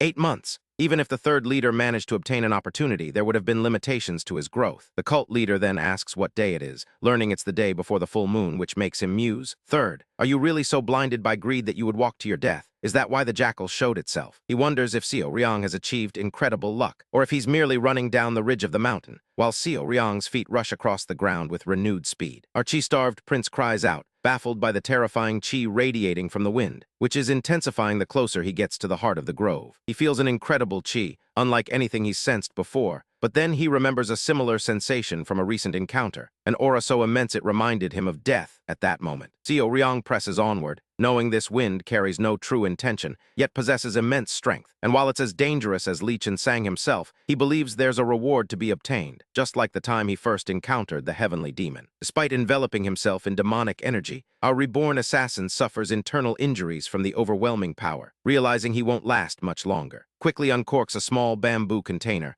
and drinks the turbid elimination herbs inside, feeling their effects spread through his body. He feels lighter, as if the wind is now blowing right through his body, dissipating the energies that once protected him. Our shadow-blooded prince activates the stealth technique, a peerless skill used by the world's best assassin king, Chun Hajin, and vanishes into the mist of the bamboo forest, becoming translucent and ghostly. His companion cries out in shock that he's gone, but Ryong the unpredictable feels the intense pressure fading. He confidently moves through the grove, knowing he can reach the heart before the medicinal effects wear off. And with wide eyes, he mentally challenges the solitary bamboo grove, demanding it to show him what it's hiding. Suddenly, he's knocked off his feet, stumbling through the air. On his hands and knees, our determined strategist is completely surprised, thinking there's no way he could trip over a rock while using the dark god phantom. His eyes widen in disbelief as he stares at what caused his stumble, and it's a small fox, curled up and sleeping soundly, making Ryong wonder what's with this clever-looking bastard. Our shadow-blooded prince, after all that talk of terrifying chi, suddenly finds himself staring at a small, sleeping white creature, and he can't help but wonder what this tiny thing is doing so deep in the solitary bamboo grove, questioning if this small little thing is supposed to be the strongest beast there, considering how far he's ventured. He cautions himself not to judge it by its innocent appearance, reminding himself to never let his guard down. As it twitches its ears in its sleep, Ryong briefly grins to himself, then jumps away, deciding it's time to wake it up. He stares intently at the creature, ready to rouse it from its slumber. Looking up at the tall bamboo stalks, he gasps in surprise, his eyes wide with realization as he reaches out toward a glowing stalk. That means these are the spiritual bamboos he's been searching for, and he's amazed he found them that easily. When his hand touches the bamboo, he reels from the tremendous spiritual chi, sensing it's the most concentrated here, exactly what he's been looking for. Contemplates purifying 3 stalks to become the strongest martial artist in internal energy, but quickly checks his greed, realizing his body isn't strong enough to take in such a large amount of chi, so he decides to just take one. It is a shame, though, as he spots something else. A lone bamboo shoot, which surprises him. The small, golden creature continues to sleep on the ground nearby. Our chi-starved prince squats to inspect the glowing shoot, noting its spiritual chi is so pure he won't even need a purification technique. The wild, greedy face, he decides to just take this one too, since he's only taking 1 full bamboo stalk anyway. The sleeping creature's ears twitch in reaction to the noise, and as Ryong rips the glowing shoot from the ground, its eye snaps open wide in surprise, revealing a glowing, cosmic iris. The small creature sits up in the bamboo forest, now fully alert. Meanwhile, Ryong bites and chews on the shoot, finding it soft, good-smelling, and easy to swallow. He holds the half-eaten shoot with a puzzled expression, wondering why he doesn't feel anything despite its clear spiritual chi. Well, then he thinks, standing up. A reborn assassin draws his sword and stands before a single glowing bamboo stalk. He strikes it with his sword, but the stalk only emits a faint, dissipating energy. Ryong looks back with a worried expression, then stands in a comical, frustrated pose, holding his sword, wondering why it won't cut. He strikes the side of the thick, glowing bamboo stalk again, gritting his teeth with an intense, pained expression. He stands in a combat stance, ready to strike the resilient bamboo stalk once more, gripping his sword handle tightly, screaming in determination with a comical expression. Red energy flames ignite around his sword hilt as he declares he'll cut it down no matter what. Ryong stands in a firm combat stance, enveloped in a glowing red aura of energy, letting the sword follow his mind's will and the sword aura move as a person would. With a determined red eye, he prepares his attack, unleashing Moon Slash. A glowing red blade of energy cuts horizontally across the thick bamboo stalk, cleanly severing it. Ryong follows through with his sword swing, looking intense while still surrounded by energy, as the massive bamboo stalk falls over onto the ground with a cloud of dust. His hand taps the surface of the fallen, glowing bamboo stalk, and he squats next to it, looking down with a surprised expression, then notices the small, fennec-like creature peeking over the top. Close-up shows the cute creature with large ears looking at him, and Ryong jumps back in shock after the creature reacts. The fennec-like creature looks at the viewer with a confused expression. Ryong sits on the ground looking surprised, knowing he was distracted by the spiritual bamboo and should have noticed it was here. Then the small creature hops onto his lap. He internally cautions himself, reminding his inner Chun Hajin not to let his guard down, even though it looks adorable and is a beast of the solitary bamboo grove. But his hyper-sensation is saying it's okay, and it's so small that he doesn't think its attacks would hurt anyway. So our shadow-blooded prince reaches out to pet its head, only for the creature to suddenly bite onto his finger. The severed bamboo stalk glows with residual energy. His loyal companion, Ma Dongpo, looks on with concern, wondering what a strange little creature it is. Dongpo stands near the severed bamboo with Ryong, commenting on its amazing spiritual chi. Ryong looks shocked while holding his sword, Dongpo blurred in the foreground. Dongpo observes the perfectly smooth cut on the fallen bamboo stalk, remarking on the scary precision and amazing sword aura. Ryong looks exhausted, rubbing the back of his neck, wondering if he could cut it like this even with the best sword, confessing he's tired from all the work. He looks at his hand with a puzzled expression. Ryong stands in the grove as the small creature sits nearby, wagging its tail. He holds up his hand, noticing something strange about the bite mark, and inspects it while his companion looks at him with concern, asking if it's because of the spiritual chi. Seo Ryong and Dongpul back away from the creature as he yells at Dongpul to let it go. The small, fox-like creature merely yawns with its mouth wide open. Seo Ryong stands with his arms crossed, deep in thought, while his companion looks at the cut bamboo. Our cunning young master's hands are shown wreathed in blue chi energy, unleashing his boundless technique. Ma Dongpul looks on with a strained expression, sweat on his face, finding that technique always amazing to watch. Seo Ryong sits on the ground, surrounded by a swirling vortex of energy. Dongpul observes that this doesn't just mean Seo Ryong has a unique martial arts technique, but also a profound understanding of chi, as all impurities around disappear in a flash and the air becomes clean. The more he observes him, Dongpul realizes, the more Seo Ryong doesn't feel like a youth in his 20s. He's like an experienced pugilist who has lived for many decades, as Seo Ryong focuses his energy, his eyes glowing. Our chi-starved prince kneels in the forest, channeling energy to extract the spiritual chi from a large bamboo log, while Ma Dongpul stands nearby. Seo Ryong sweats, his eyes closed in intense focus, refining the liquid energy swirling within a container. Close-up view shows the liquid energy swirling within a container. Peering tense, he glances sideways with sweat on his face. Ma Dongpul gestures excitedly towards him, then smiles widely and laughs, sweating slightly. Seo Ryong picks at his ear with a look of irritation. Ma Dongpul gestures with the bamboo tube, eager to get some of the purified chi. Seo Ryong looks unimpressed at his companion. Ma Dongpul makes his request, then looks down with a sad, sweating expression. Seo Ryong looks down with a pensive expression, considering. He then looks directly forward with a soft, neutral expression. Ma Dongpul has a tearful, emotional reaction. He kneels and bows respectfully to Seo Ryong, vowing to protect him until his duty is over. He promises to never forget this great favor, even when he returns to the Court of Elders once they leave this place. Liquid pours out of the bamboo container. Seo Ryong then humorously pours water from a large bamboo tube onto his kneeling companion's face. Suddenly, growls and furry, animal-like feet step onto the ground in the darkness. Seo Ryong looks forward with a tense, surprised expression, while Ma Dongpul coughs nearby. Several spotted, predatory beasts growl while emerging from between bamboo stalks, and large winged creatures fly in the night sky in front of a full moon. Seo Ryong stands with his large bamboo container, asking Ma Dongpul how he would know about the sudden appearance of monsters. Ma Dongpul has a stressed, sweating expression, surrounded by glowing-eyed predatory animals. The monsters are crowding around them. Seo Ryong drinks from the bamboo tube, declaring they should just finish this first. Ma Dongpul looks panicked while standing behind Seo Ryong. Seo Ryong grins confidently with Ma Dongpul prepared for battle, announcing, "All right, let's scramble." But then, our cunning young master's eye widens in shock. The small, fox-like creature is still curled up asleep on the ground. He's shocked it's still sleeping despite all this chaos, realizing he can't just leave it behind when it followed him all the way here. Ma Dongpul catches the small creature with his hands. The small creature looks up curiously while Ma Dongpul holds it, and Seo Ryong watches from behind. Seo Ryong and Ma Dongpul stand ready as a multi-headed bird descends toward them, cawing through the bamboo forest. Seo Ryong closes his eyes in intense concentration, channeling his internal energy. He stands surrounded by a red fiery aura, looking determined. Ma Dongpul holds the small fox-like creature protectively, while Seo Ryong's large glowing hand looms nearby. Seo Ryong strikes with a powerful, glowing punch toward the viewer, embodying his words when he says something. He dashes across the ground, while a massive white energy trail follows behind him. Ma Dongpul leaps through the air with the small fox-like creature, soaring like an eagle, as the surrounding energy creates a vortex. He yells in amazement while holding the creature, marveling at such a powerful fist aura and amazing martial arts.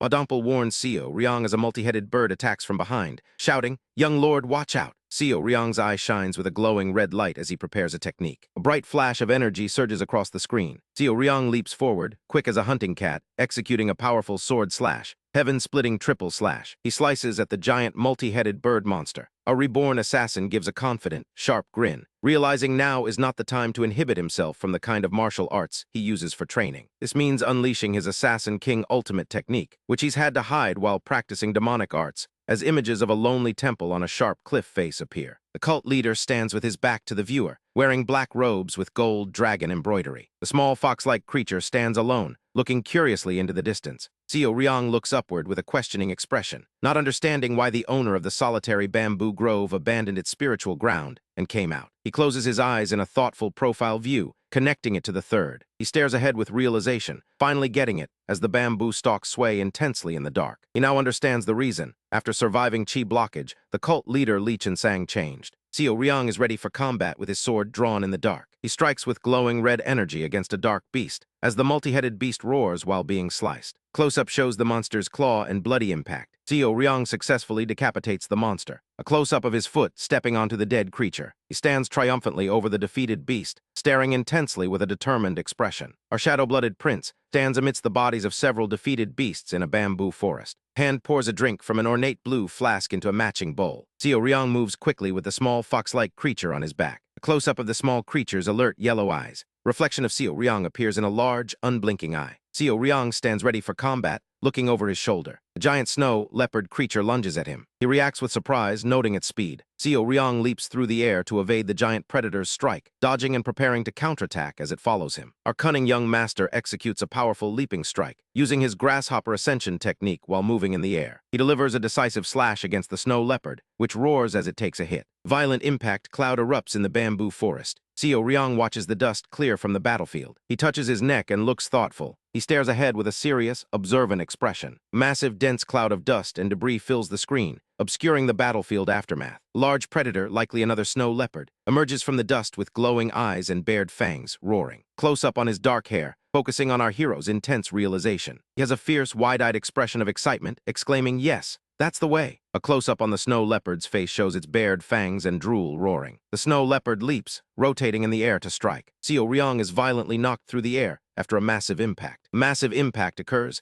sending debris flying across the bamboo forest. Two snow leopards growl aggressively, stalking through the bamboo forest, with broken bamboo stalks littering the forest floor after the combat. Our struggling assassin lies battered on the ground, clearly having just gone through an intense fight. But as his eye glows red, he's far from giving up. Fierce white leopard roars, baring its sharp teeth, having delivered a ridiculously powerful blow, and Seo Ryong knows another hit like that, like an express train, could send him straight to the underworld. He rips off his damaged outer robe, revealing a muscular physique, and as a red aura surrounds his fist, he realizes his demonic arts feel different. The spiritual chi from the bamboo he consumed hasn't fully converted to demonic energy, weakening his attacks. On top of that, these leopard creatures just keep coming, and without his turbid elimination herbs, stealth isn't an option for our chi-blessed warrior. Suddenly, a leopard attacks from a blind spot, and Seo Ryong curses as he realizes he's surrounded. Pained expression crosses his face, and bloody claw marks appear on his back, a clear sign of the ambush. The relentless attacks, coming at him like a storm of arrows, don't even give him time to think, but he refuses to get hit twice,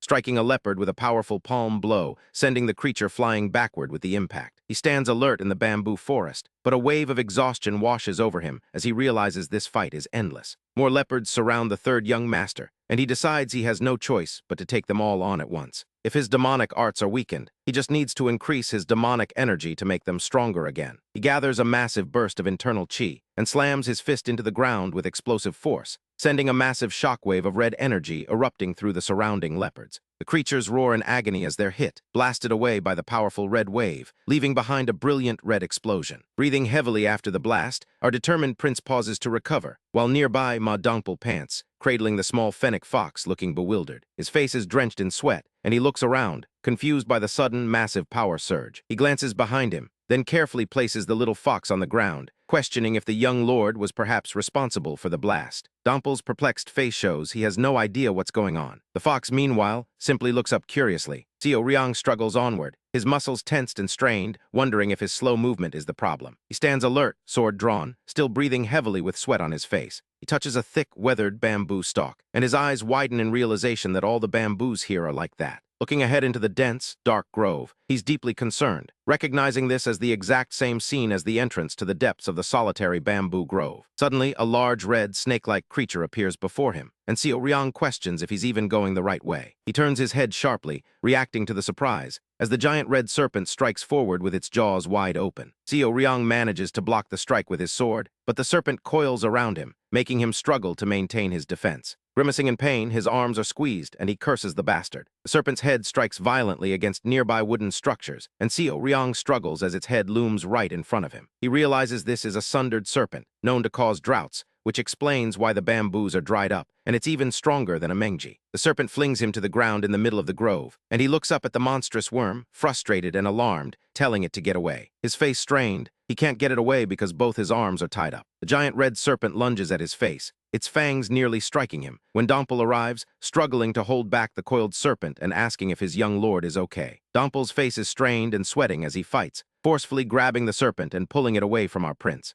Drenched in sweat, Dompel looks utterly exhausted, while Seo Ryong looks ahead with an intense, calculated expression. Their hands grip each other, a silent show of mutual support, but their relief is short-lived as heavy boots land on the forest floor, and a swarm of white leopards approaches, even more than before. Seo Ryong's intense, Focused eye reveals his thought. It's too far to outrun them, they would surely catch up. Dongpul offers to stay behind and stall for time, telling his young lord to go, but Seo Ryang refuses. He's surrounded by an intense red aura, preparing to fight, knowing that even if one of them stayed behind, there are too many for either to escape. White leopard with glowing yellow eyes roars violently, and Seo Ryang leaps forward into action, his aura flaring, performing a powerful jumping downwards strike against one of the leopards. Bloodied after the relentless fight, he suddenly recalls his master's last words, but then shakes his head, determined to live for himself this time. He lived his entire life as someone else's tool, which is exactly why he wants to live so badly now. He's going to become so strong that no one will dare touch him. And this time, he's going to live life freely, dodging a claw attack from another beast, even as a large predator lunges at him, still fighting with all he has. A relentless swordsman struggles in pain, his face sweating and eyes wide with distress as he fights the seemingly endless beasts. But he refuses to give up, reminding himself he managed to come back alive even after a horrible death once before. He looks on with intense, sweat-beaded eyes, as his companion tells him there's no time and he needs to run away in the direction he came from. Suddenly, a white, three-eyed beast with sharp fangs snarls aggressively, its glowing eyes a terrifying sight. But then it whimpers and runs away across the ground, its paw pressing onto the rocky ground as it flees. Close-up of a glowing eye, likely from one of the beasts, shows its fear, as several three-eyed white beasts gather, then turn to flee through the forest. Seo Ryang and his companions stand together in the bamboo forest, now surrounded by fleeing beasts, looking on with surprised, worried expressions as something unseen happens. The small fox creature opens its eyes with a glowing effect, and a bolt of lightning strikes the ground in the forest. A bright light illuminates the bamboo forest as a massive attack hits, like a meteor striking the earth, scattering the remaining predators like startled birds. Seo Ryang lies on the ground, shirtless and exhausted, as the small fox creature licks his neck, both he and his companion utterly spent on the grass. The fox's face looks happy with its tongue out, and Seo Ryang, still exhausted, asks the fox if it caused the events that just transpired. He looks surprised and concerned, reacting with shock as the fox jumps onto him, his wide-eyed expression showing pure astonishment. The fox creature looks up at him with wide, glowing eyes. Later, an empty wooden gate structure stands in the forest, marking their return, and Seo Ryang sits on the ground with the fox while his companion lies nearby, still recovering. Meanwhile, we cut to the grandeur of the heavenly demon divine cult's capital. High above, as someone complains about an escort guard to get up and do something. Cult members bow low in reverence, proclaiming, "All hail the demon lord, long live the heavenly demon divine cult." The hall is filled with cultists bowing toward the cult leader, including a woman with her hair in a double bun, bowing her head. Two men also bow their heads in respect, while a young girl with a double bun looks nervous beside a man. The heavenly demon divine cult leader, Lee Chen-sang, sits on his throne, his face looking forward with a serious expression. An elderly man with a goatee looks down with a serious expression, as a woman pours a drink for the cult leader on his throne. Our future cult leader, Seo Ryang, also drinks from a small cup held to his lips, an attendee in the grand hall. A man gestures with his hand while speaking, and Seo Ryang listens as an elder cultist speaks to him. The woman with double-bun hair, Ki Yo-min, stands in the center of the hall, flanked by two elderly cultists. Close-up of her determined face shows her focus, and a wide shot of the hall shows the cult leader on his throne while she waits below. She bows deeply, apologizing for her inadequacies and promising to provide a new proposal. She remains bowed as other cultists stand behind her. An elderly cultist looks down while speaking, and another man walks forward through the hall toward the throne. He looks up in surprise, approaching the elder and Seo Ryang, who are seated. Close-up of the man's face shows surprise and concern, as three other men whisper about his boldness in front of the demon lord. Seo Ryang stares forward with a calm, stoic expression, as the men discuss how the cult leader is very harsh when judging martial arts. They are surprised by the compliment, considering the second young master might be the best contender after the first, who's still in seclusion. The male character walks past other cultists toward the throne, and Seo Ryang looks down toward the approaching visitor. The man bows his head respectfully while approaching. A group of young cultists, including Ki Yo-min, stand together in the hall observing. Another man tries to calm himself, thinking his master always told him to devote himself to expanding supporters, not just martial arts. He affirms, "Yes, demon lord," as a woman stands in the center of the hall, looking determined. Ju Si-yoon, the fifth young lady, looks upward with a neutral expression. Two male cultists exchange a startled look, as a man bows his hands in respect, looking tense. He looks to the side with a pensive and worried look, wondering if he needs to change his plans after the praise. The seventh young lady appears pale, sweating and shaking from the pressure. The cult leader sits on his throne in a wide hall before many bowing attendants and visitors, as a hand tightly clutches fabric in a nervous gesture. Two individuals stand side by side, looking ahead with stern and observant expressions. Young woman stands shaking, visibly distressed and nervous. Close-up of a tearful woman's face shows her crying from the intense atmosphere. The cult leader looks down from his throne, declaring, "I've never taught any of you to rest." His face holds a sharp, unimpressed expression as he addresses the assembly. Vertical montage of close-up eye shots belonging to various observing characters shows their reaction. While Seo Ryong quietly lifts his bowl to drink, his profile stoic and focused. Suddenly, heavy doors swing open, revealing a bright light emanating from outside. Two guards stand by the open doors as a figure walks into the hall, a hand reaching forward as they arrive. Two individuals stare in shock, questioning, "Third brother," and remembering that he lost his martial prowess. Other male characters look toward the entrance with surprise and disbelief, asking, "Seoryang? He's already out of the solitary bamboo grove." Seo Ryong stands calmly in the hall, composed after his ordeal, and formally greets the demon lord. Close-up of the cult leader's face shows him staring intently ahead with a serious gaze at the arrival, while Seo Ryong looks forward with a subtle, confident smirk, ready for whatever comes next. The cult leader, Lee Chen-sang, casts an imposing gaze, his eyes sharpening with intense observation as he takes in our reborn assassin, noting the sheer density of demonic energy swirling around him, and wondering just how much training he underwent to have it boiling over unconsciously. He sits on his throne, looking down at Seo Ryong with an expression of deep consideration, before declaring him excellent, a rare compliment that sends shockwaves through the entire assembly, who can barely believe the demon lord would offer such high praise. Meanwhile, our chi-starved prince feels like he has experienced an entire lifetime of weird things in there, while the cult leader watches him with an unsettling intensity, leading Seo Ryong to panic internally, wondering if he's about to be sent to an even more terrifying place, even as he bows and follows the attendant. As he walks down the red carpet, our third young master can't shake the fear that he's being led to another hell, or worse, that the cult leader somehow heard him talking trash in the solitary bamboo grove. From the courtyard, other cult members watch him go, murmuring among themselves about his unexpected return and the cult leader's sudden interest. But a jealous young lord glares, seething at how much attention Seo Ryong is getting, and regretting that he didn't kill him when he had the chance during his chi blockage. Seo Ryong arrives at a tranquil pavilion floating on a lotus pond, still looking around warily, only to find Lee Chen-sang already seated at a table pouring wine. Our reborn assassin is startled, but quickly reminds himself that he survived 8 months in the hellish solitary bamboo grove, so he has nothing to fear since he followed all orders. The cult leader offers him a drink, and Ryong the unpredictable wonders when he last had alcohol, especially with such a stern-faced leader before him. Our shadow-blooded prince is then baffled when Lee Chen-sang asks about the Black Dragon mountain moving technique, which catches him completely off guard as the wine splashes into his bowl. He realizes with a jolt that the cult leader saw right through his martial arts, and wonders how he could possibly perceive such a thing just by looking. Seo Ryong panics internally, fearing he'll be punished for modifying the true demonic art without permission. But then the cult leader compliments him, making Ryong blush shyly. Lee Chen-sang admits it's difficult, then asks if that's truly the case, prompting a flustered "and no" from Seo Ryong, whose worried face is reflected in the liquid of his bowl. Internally, our third young master snaps, wondering why the old man is scolding him after giving him such high praise, then replies with a confused, "Pardon?" He's annoyed that he was called all the way here just to be lectured about his martial arts, and decides it's better to make his excuses and leave quickly before more questions arise. As he offers a salute to depart, Lee Chen-sang taps the bottle, telling him to take it as a reward and revealing his surprise that Ryong mixed in Buddhist arts to create a new technique. Our shadow-blooded prince asks if it's the leftovers, still feeling breathless around the demon lord, who wonders if Seo Ryong will surprise him a third time, making this winter an interesting one. He turns back as an attendant, clearly a devoted fan of the cult, chastises him for not recognizing the 6 heavenly spirit brew, a drink reserved only for the most honorable martial artists. The attendant excitedly offers the bottle, clutching it tightly with trembling hands, which just makes Seo Ryong think how weird the demonic cult guys are. He sighs, stretching his arms behind his head, while the attendant looks deeply emotional about the brew, and Seo Ryong just shakes his head. Later, our reborn assassin walks alone by the temple walls as the sun sets, and turns to walk away from the camera, looking over his shoulder with a sharp expression. A small, fox-like creature looks up at him, and our third young master smiles softly at his companion. The creature looks up expectantly, as Seo Ryong carries it, warning it not to be seen. Suddenly, his eyes widen as he senses something, clutching the small creature tightly. The creature whimpers, and Seo Ryong stands in the temple courtyard at night, wondering, "What's this?" Our chi-starved prince senses someone has been in his residence, and judging by the lingering scent, they haven't been gone long, having vanished over the roof in that direction. He's beyond annoyed, wondering who dared to hide in his home. As he contemplates this,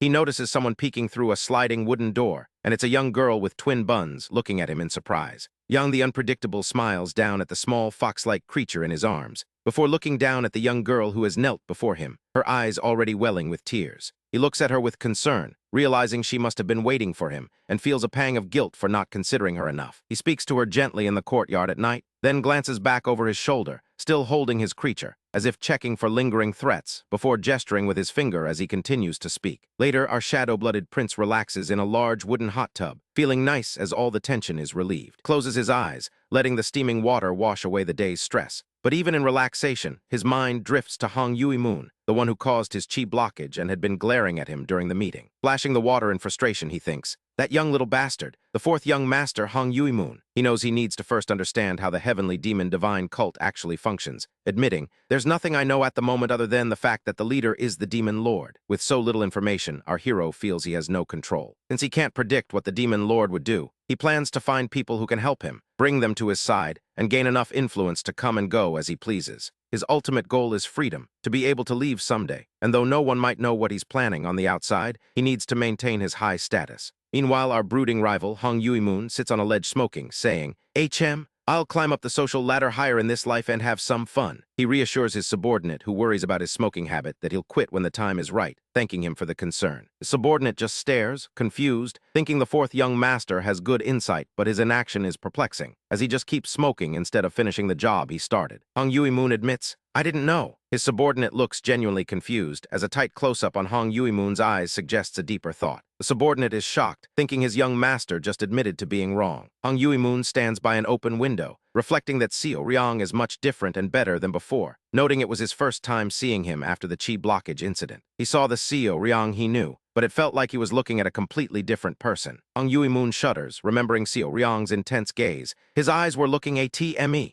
as if he knew everything that I had done. He turns away from the window, still lost in thought, while his subordinate thinks his master is confused by the changes in the third young master and isn't speaking the truth. Hong Yui-moon then asks what his subordinates are doing after being ordered to back off. His subordinate reports that they're complaining about the canceled plans, asking what they should do next, and Hong Yui-moon turns slightly, pensive with his pipe, concluding that attacking Seo Ryong right now is not a good idea, but he's unsure how to proceed. Meanwhile, at a table set with steaming dishes and drinks, our shadow-blooded prince sits with two companions, enjoying a feast. One female companion is extremely nervous, and Seo Ryong looks confused by her trembling. He looks shocked or alarmed, holding his chopsticks, while both his companions look worried and surprised. They clink small drinking cups together in a toast, and Seo Ryong playfully pours a bottle of wine over one companion's head. Later, Seo Ryong pours more alcohol into a small cup, exclaiming that they are out. Young man with blonde hair smiles and happily drinks, savoring the 6 heavenly spirit brew. He Yo-min, identified as a female companion, stands up from the table in shock while the others continue to drink. Seo Ryong, still holding the wine bottle, looks towards his companion, seemingly ready for more fun. A hooded figure then sends a message of no mercy to the internal enlightenment facility master, So Yonsum. Servant girl tidies the grounds, but her eyes are constantly drawn to our third young master, who's pushing himself in intense training while an unknown man drinks wine, and a servant girl worries he's overdoing it, unleashing powerful leaping kicks that tear through the air like a speeding cannonball, his body a blur of motion as he hones his new strength, much to the young girl's wide-eyed surprise. Eventually, our reborn assassin collapses, exhausted and breathing heavily. Later, our determined cultivator sits across from a very drunk man, subtly fishing for information about the elusive internal enlightenment facility master, So Yonsum, admitting she's hard to meet these days,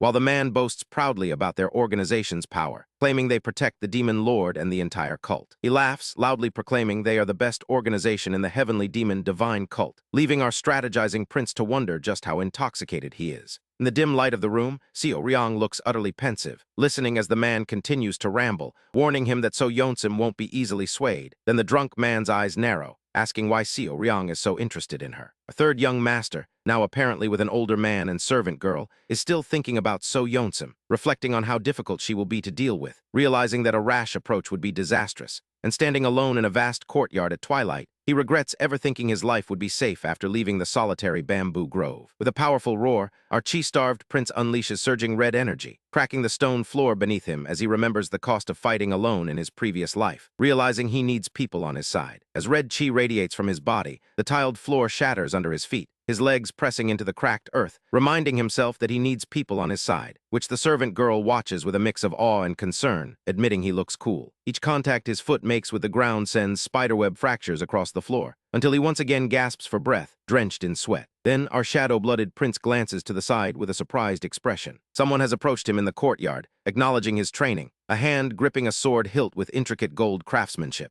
Seo Ryong stands with his own sword drawn, red chi swirling as the man watches, and they exchange a light swing, with our third young master finding the experience quite nice, saying the man has brought him something good. He holds the sword out towards the bewildered man, and with a slight smile, a small fox creature settles onto his shoulder. A reborn assassin then asks if the man would like to come along, if he's not too busy. Meanwhile, a woman formally greets the fourth young lord, as Hong Yui-moon stands with her and an attendant in a pavilion. The woman with the distinctive double-bun hairstyle speaks to him, while Hong Yui-moon smiles faintly. They settle down for tea, the woman sitting elegantly across the table, as Hong Yui-moon reaches for a teacup. Close-up reveals her calm, composed face. Hong Yui-moon thinks of her as So Yeonsim. Attendants stand by in the room, silently observing as the woman pours tea for the fourth young lord. They sit facing each other, and then the woman stands to leave, dismissing him. Hong Yui-moon's face hardens, a high-angle shot showing their distance. She looks back at him, unyielding, making Hong Yui-moon scoff, finding her statement arrogant for someone who is merely one of many cult organizations, even as its internal enlightenment facility master. He places his teacup down with a decisive click, watching her with a troubled expression, his face etched with concern. He turns away, walking off, mentioning a turtle four-leaf clover, as Hong Yui-moon stares intensely after her. He pours himself wine, the woman watching with a stoic profile, filling a small cup. Her face remains impassive, listening to the subtle sound of the pouring as the cup is filled. Hong Yui-moon leans forward towards her, and her expression sharpens, showing surprise. His hand grips the chair's ornate armrest,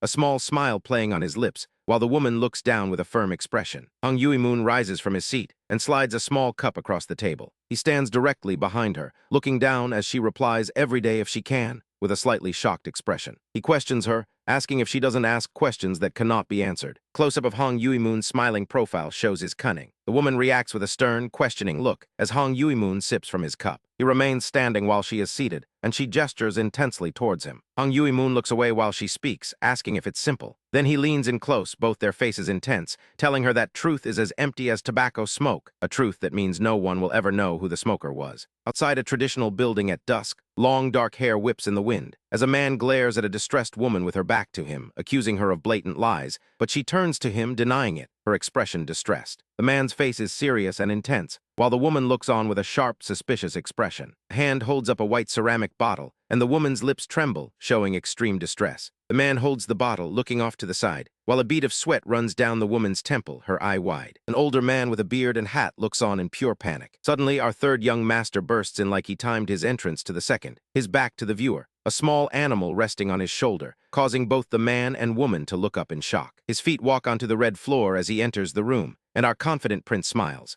The woman stares with wide, shocked eyes, recognizing the third young lord. The man grits his teeth in rage, sweating, furious at this bastard's presence. Seo Ryong continues to smile, cheerful and slightly mischievous, as the man looks terrified and confused, asking how he got here. Our unexpected visitor stands holding a jar with the small animal on his shoulder, admitting he struggled quite a bit looking for them. The woman with the double bun bows her head in a formal greeting. Seo Ryong smiles mischievously, finding the whole situation uncomfortable. Our mischievous schemer walks further into the room where the man and woman are sitting, with a sharp, toothy grin. The man stands, reacting with shock and agitation as Seo Ryong approaches, staring in disbelief and anger, wondering if he was just ignored. He lunges with a furious hand, snatching at him like he's grabbing at smoke, but Seo Ryong gestures, still smiling. The woman looks pensive and worried, a bead of sweat on her temple, wondering what he is planning. They stand around a table with various food items. The woman speaks about the mysterious red plant at the bottom, explaining its uses for rapidly reducing yin qi or for 9-yin meridian failure. The man looks concerned, noting that other herbs could resolve those situations,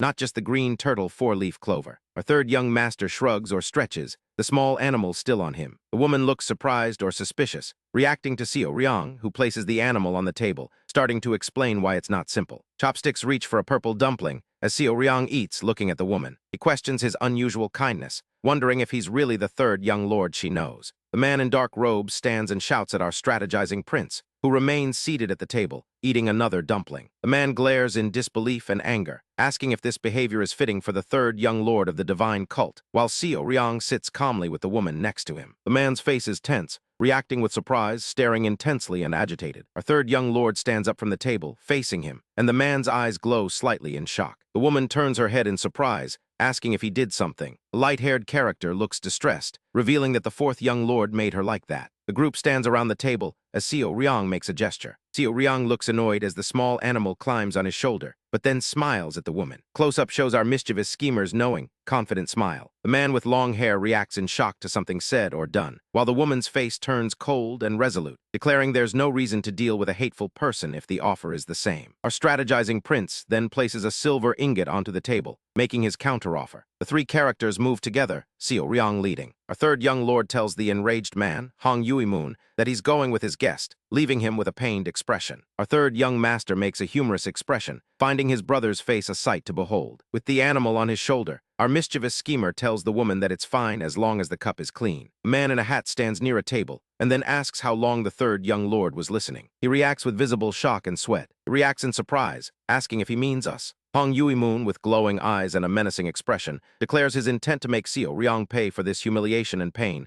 confirming that Seo Ryong started it. Hand writes on paper with a calligraphy brush, as our third young lord writes at a table while the woman watches. A close-up shows the calligraphy on the paper. The woman looks serious and focused, commenting that half a year isn't short, but it's impressive considering the Blood Spirit Pavilion's physicians couldn't treat it at all. Seo Ryong and the woman sit across from each other, our determined cultivator wearing a calm, determined expression. The woman stares intently as she speaks. Later, a building exterior is seen under a moonlit night sky, hands stretching upward in the night air. A small character with braids stands contentedly next to a broom. She looks surprised at a sudden sound. A young girl with twin braids running quickly toward a large wooden door, thinking he's back early. Her hands reach out to grasp the ring knockers, announcing she'll open it right away. The young girl looks up with a surprised and wide-eyed expression, realizing the bath isn't ready. Close-up of a person's eyes, glowing blue, shows deep concern, as a man in traditional robes stands in the doorway, staring down at the girl, warning that it could be someone she wasn't expecting, and that she shouldn't just open the door for anyone. You open on a truly charming scene. A dark room filled with torture instruments, with medicine jars sitting nearby, and a mysterious older man meticulously examining a wiggling armored insect, which crawls on his fingertip, while he inspects it closely, standing in this room full of awful tools, as a frightened victim trembles with a blade at their throat. Outside a small wooden shack at night, the bearded man from the torture room is holding a sword to a crying young woman's neck, telling Anghwa she needs to obey without anyone knowing. Then he grabs her hair, and as the wiggling insect crawls near her skin, he promises she won't feel pain as long as she listens to his orders, holding the creature toward her weeping face, while she weeps in extreme distress. Meanwhile, a woman is pleading in a moonlit courtyard, begging our third young master to save her, and our reborn assassin, looking serious, seems to be making an offer as an expression of gratitude. Suddenly, we're thrown into a flashback of Chun Hajin's past, where a building burns under a fiery sky, and he stands weary over two dead bodies after a brutal fight, holding his sword nearby, looking completely exhausted, only for his subordinate to run up, reporting that they found two girls still alive, and Chun Hajin listens intently. Scene shifts to two terrified young girls huddling together, as masked men dismiss them as little rats, gloating about the good money they'll get from selling them since their names weren't on the kill list, even grabbing one by her hair as she screams for her sister, forcefully restraining the crying girls who plead to be let go, while one shouts at her captor, calling him a demon, and another mockingly tells them they should be grateful they weren't killed. Just as a hand forcefully grabs a struggling girl's wrist, Chun Hajin walks toward the captors, ordering them to stop, telling his men the mission is over and they should let the kids go. But a captor angrily refuses, citing the good money they could make from selling them, and then mocks him, calling him Chun Hajin, telling him to stay out of it, and reminds him he killed his best friend's wife and children without blinking an eye, so this sudden kindness doesn't suit him. Raged, Chun Hajin attacks the captor with his sword, then stands tall and menacing after striking his subordinate, his eyes glowing with intense anger, as his foot steps heavily onto the ground, and he uses his sword to strike an unseen enemy, causing blood to splatter, holding his bloodied sword firmly while standing over the defeated men, who can only groan in confusion, after he leaps through the air with lethal precision, standing with his back to the viewer, looking over his shoulder, his face unreadable as he looks down at the scene. Two girls huddle together, looking up in shock and confusion at their savior. But then one shouts in anger and grief, tears streaming down her face, accusing Chun Hajin of killing their family so cruelly and now pretending to be kind, as they kneel, crying and demanding that he kill them as well, her face tight with tears as she screams, "Go to hell." As the moon shines over a burning building and birds flee into the night sky, Chun Hajin walks away, his boots crunching on the ground, leaving the two girls sitting near the bodies of their captors, his face stoic as he looks up, standing alone in the courtyard with his sword held loosely, thinking that it just felt like this was all his life was going to be, that it already felt like hell, and that's why he was so sad. Back in the present, Ki Yo-min looks concerned, as our reborn assassin scratches his head, talking about the person who's experiencing chi blockage,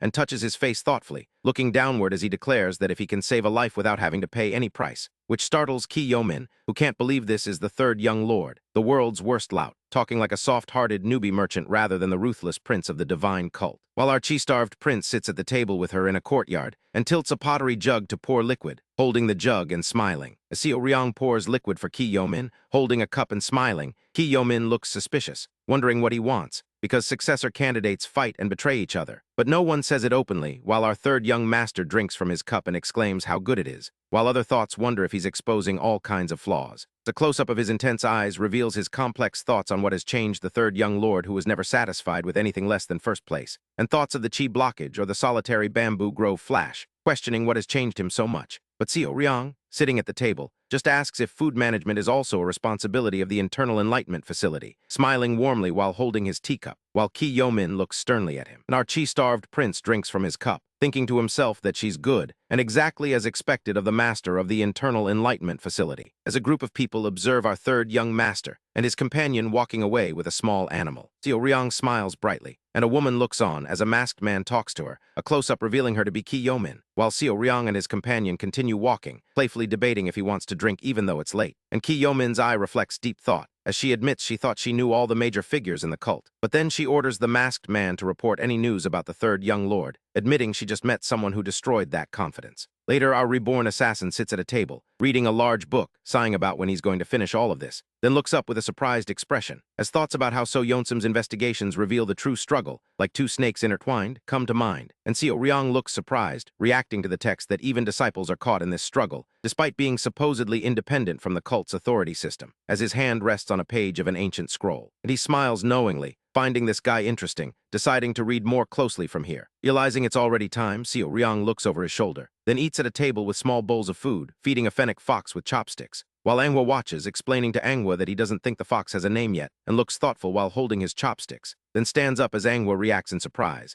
asking if she can really give her opinion. But after a moment of the fox's ear twitching and its tail wagging, our reborn assassin, standing next to Anghwa, quickly declares he'll name him himself, looking determined, to Anghwa's Chibai shocked dismay. Yang the Unpredictable argues with Anghwa in Chibai style, dismissing her name's suggestions as bad, declaring that Goldie just rolls off the tongue, then asks the fox, which looks at the reader with big eyes, if it likes the name too before he struts proudly away, while Anghwa looks dejected, walking past her in the courtyard with Goldie on his head, looking over his shoulder, leaving Anghwa to watch him go. Elsewhere, a wooden training post stands in front of a traditional temple, as a blonde-haired man performs a powerful sword strike, generating green energy, leaping through the air like a human cannonball, striking the ground with his sword, thinking the young master's martial arts are somehow different, causing a large crater to shatter the stone, which emits swirling wind and energy, and he reflects that the young master is quick to change strategies and think outside the box. Perhaps why he became stronger so quickly, wishing he could be like that as he stands with his back to the viewer, holding his sword. Blonde-haired man, sweat-streaked, notices the Guardian Court second leader behind him, who claps his hands, praising his son's red glow technique for destroying a boulder from such a distance. But the man looks pained and exhausted, his face stressed. Then the second leader suddenly strikes him, sending him flying backwards, and as he groans in pain, he's warned not to get involved with the Berserk Demon Squad, a group of silhouetted figures radiating a menacing red aura, who are all insane. They adopt a fighting style that shows no mercy, knows neither compromise nor conversation, engaging in violent, bloody battle. Midst a loud crowd of people gathered at a noisy location, shouting about how long it's been since their get-together, and how the Berserk Demon Squad doesn't differentiate between friend and foe, a woman with long red hair walks through the crowd, shouting, "Let's drink ourselves to death today," while our third young master calmly sits at a table petting his fox, as a man walks in, muttering, "What the hell? Is there no one here?" And then Chagwang, the second leader of the Berserk Demon Squad, appears in a close-up, looking angry. Chagwang stares across the room at our reborn assassin sitting at a table, wondering who that is, as Seo Ryong calmly sits there, smiling while playing with a small white and yellow fox. A close-up showing his calm, sly smile, but then a hand with prominent veins slams onto the table, and Chagwang leans over, shouting at Seo Ryong as the fox licks his hand, his face tight with rage in an extreme close-up while Seo Ryong looks up calmly, appearing completely unbothered as Chagwang winds up his fist, preparing to strike. Before Chagwang can strike, leather boots step onto the floor, and Yui Hongryun, the youngest and most violent of the Divine Cult Squad leaders, a woman with red hair and an eye patch, walks forward, appearing tall and intimidating, her determined face in a close-up, and she stands over our third young master, telling Chagwang to stop behaving rashly and back down, then looks down, asking the group if they know who they are, while Seo Ryong observes the situation calmly as she addresses him. Continuing to pet his fox, her focused expression unwavering, standing with arms crossed as Ryong the Unpredictable pets his fox, and he speaks casually, touching his own neck, saying, Well, Seo Ryong looks up slightly with an unbothered expression, as Yui Hongryon's eyes glow with intense energy, and our reborn assassin smiles internally, sensing her demonic energy is pretty good, while staff bring in trays of food for their esteemed guest, and a man stares in shock at the interaction, then jumps back in terror as the squad leaders stand near Seo Ryong. The man clearly panicked and sweating, as a squad member draws his sword, pointing it toward him, his face intense and angry. And the panicked man shakes with fear, his eyes wide, but our third young master just smiles brightly, holding his small fox, now revealed to be the divine cult's third young lord. Chapter opens with a man visibly shaking in terror, but our unpredictable prince, Seo Ryong, just smiles calmly, gently holding his little fennec friend Goldie, while the fierce, red-haired leader of the Berserk Demon Squad looks on, with a man behind her yelling in panic. Soon we find our calculating third young master and the eye-patch-wearing squad leader in a crowded, noisy tavern, where patrons are calling for drinks and raising a ruckus, as Ryong and the fiery-haired woman sit across from each other, deep in conversation, while other men at tables react to one another's outbursts. They both continue drinking, seemingly enjoying the lively atmosphere, even as another patron slams his drink down in frustration. After some casual back and forth, Ryong the schemer casually drops a bombshell, watching the red-haired woman's reaction as he pours himself another cup, then looks her straight in the eye, telling her she should turn yourself into the penal law hall. The Berserk Demon Squad leader glares intensely, her gaze charged with blue energy, while Seo Ryong just sips his drink, completely unbothered as she frantically wonders how much he truly knows about her. Our unpredictable prince feigns innocence, asking if she's really so surprised, and then looks serious while holding his cup, watching her carefully. The red-haired woman looks visibly stressed and surprised by his words. This entire situation stemmed from Ryong's diligent studies in a room filled with ancient texts, where he had delved into the cult's internal politics, turning pages filled with calligraphy, and deduced that her small, uncontrollable squad must be receiving extra funding from someone outside the normal budget, which could only mean the fourth young lord was behind it all. The eye-patch-wearing leader then has her own grim realization, understanding that she was merely a chess piece in the power struggle between the young lords,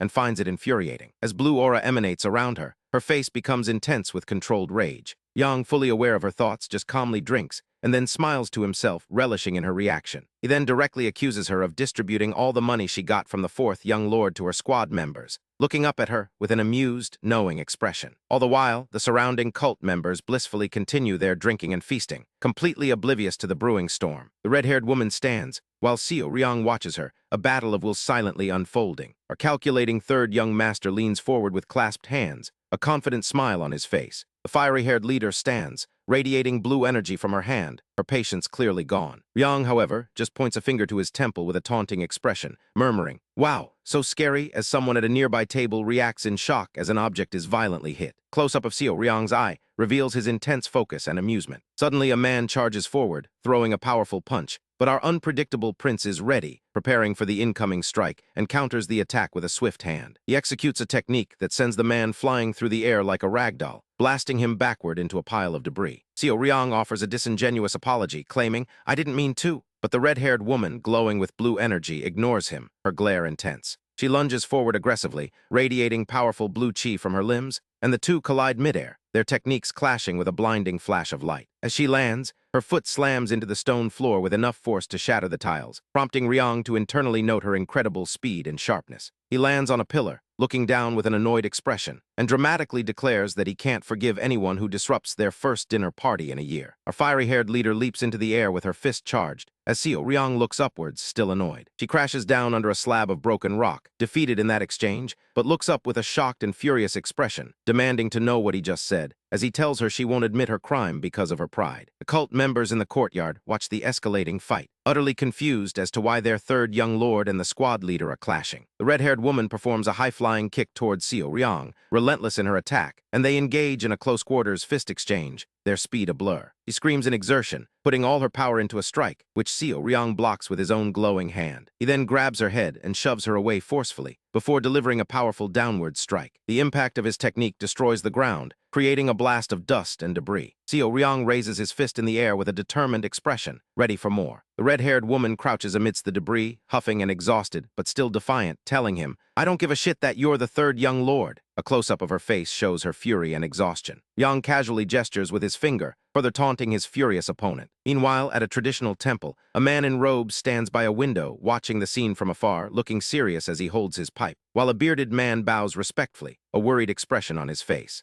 The man with the pipe looks downward, contemplating the unfolding events, and a slight smirk begins to form on his mouth, hinting at deeper machinations. Back at the fight, a split panel dramatically contrasts the furious red-haired woman with the calm, collected Seo Ryong. Suddenly, an onlooker recognizes the glowing blue energy, exclaiming that it's the green jade demon arts, which the Berserk Demon Squad leader is said to have mastered. Our fiery-haired leader attacks from above with her glowing energy, while Seo Ryong stands below, preparing for the impact. He looks up with a surprised yet focused expression, as an explosion of energy hits the ground, sending debris flying. Our unpredictable prince swiftly dodges the attack, landing safely on the ground. He then calmly faces the glowing red-haired woman and warns her that while he's fine fighting, she should don't damage other people's property. Nearby, two subordinates carefully carry an unconscious person away, a casualty of the escalating brawl. Seo Ryong looks calmly at his opponent, completely unfazed by her ferocity. The red-haired woman prepares another aggressive move, determined to strike him down. Ryong jumps midair to dodge her powerful energy strike, but she forces him hard against a wall as the impact shakes the surroundings. The red-haired woman lunges with an energy-charged attack, forcing Seo Ryong to block, and he recoils from the powerful impact, showing clear signs of strain. She delivers a powerful kick directly to him,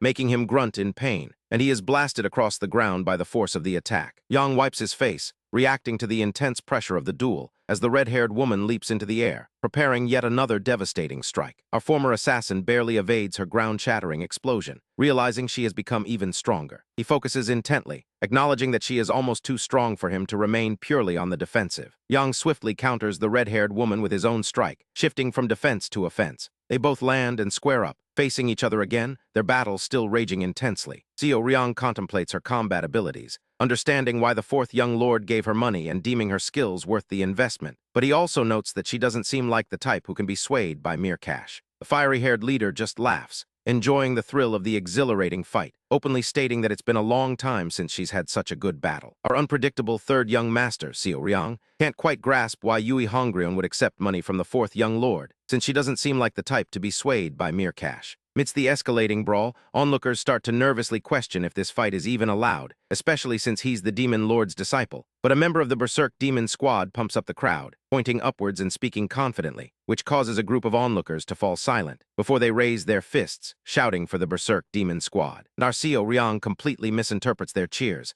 happily assuming they're all rooting for him. After confidently agreeing that they are indeed the Berserk Demon Squad, our third young master is rethinking his strategy of trying to manipulate Yui Hongryun, wondering if he should just beat her into submission, when his adorable fennec fox, Goldie, trots in, making a small ang sound as it jumps at him, which causes Yui Hongryun to instantly gather blue energy in her palm, and Seo Ryong realizes she's going to use palm force again. Goldie looks on confused as she screams her intent to kill him, sending our protective prince into a panicked concentration, as he asks her to move his cute, fluffy friend somewhere safe before they continue the fight. But her eye glows with intense blue energy, and she launches a powerful beam of blue energy directly toward Goldie. Seeing the attack, our furious young master desperately reaches out, while Goldie looks on with large, innocent eyes, and Seo Ryong's face contorts in shock and alarm. He dashes across the ground, activating the Heavenly Net 6-Power Technique's hyper-vision, and scoops Goldie into his arms, deciding there's no time to dodge. So he curls his body to shield his friend with his own body, as a massive explosion erupts at a building in the distance. As our fox-protecting hero skids across the ground, injured from the blast, Yui Hongryun laughs maniacally at the destruction, completely oblivious to the fury she's ignited in Seo Ryong, who, from his collapsed position, declares he cannot forgive her. Still collapsed in the crater, he watches as a man with a manic grin approaches,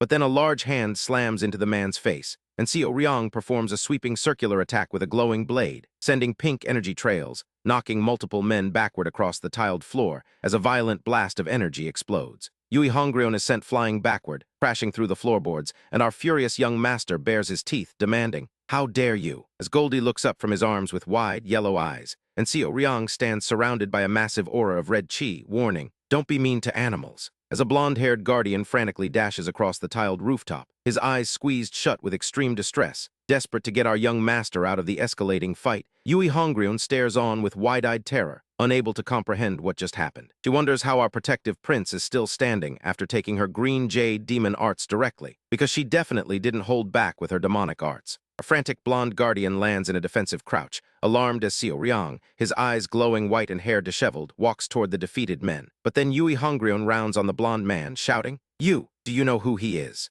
Right before she prepares another strike with glowing red energy, which our third young master effortlessly deflects, sending her flying through the air to crash hard onto the ground. An unknown onlooker gasps in disbelief at the sudden turn of events, wondering what just happened, while Yui Hongryun, lying on the ground, can't believe she couldn't see his movements at all, despite her 20 years of battle experience. With our third young master's intense, glowing-eyed face fixed on her, Yui Hongryun stands up, charging blue energy in her hand, as our frantic blonde guardian watches in panicked alarm, and she lunges forward, attacking with her berserk demon divine fist. While an unknown voice wonders if this crazy woman is truly trying to take the young master's life. Yui Hongryun strikes our protagonist with an energy-infused blow, repeatedly punching with glowing blue fists, screaming, "Die! Die! Die!" as a glowing blue fist strikes through the air. But Seo Ryong simply grabs her attacking arm, uses his chi palm to blast her away, sending her crashing to the ground again. Our enraged young master stares intently at his opponent, who crouches on the ground, bracing for the next move, and Seo Ryong, with wide, glowing red eyes, demands, "Who are you calling?" before he jumps and slams a powerful energy-charged fist into the ground, shattering it, shouting, "A rat!" Yui Hongryun reacts in shock, thrown back by the blast, as Seo Ryong poses with a dark, shadowy aura preparing to continue his assault. He focuses intensely, moving rapidly like a flash of lightning, to intercept her blue energy punch, as she lunges toward him with a glowing fist. But he moves with incredible speed, leaving afterimages, and even blocks her high kick with an energy shield, leaving her in disbelief that her berserk demon divine fist couldn't pierce his demonic energy. She wonders if the demon lord's disciples are all this strong. A furious young master kicks Yui Hongryun, blasting her away with a surge of energy, leaving her bleeding on the ground, stunned and thinking about how strong he is. She admits she's never met someone this strong in any of her countless battles.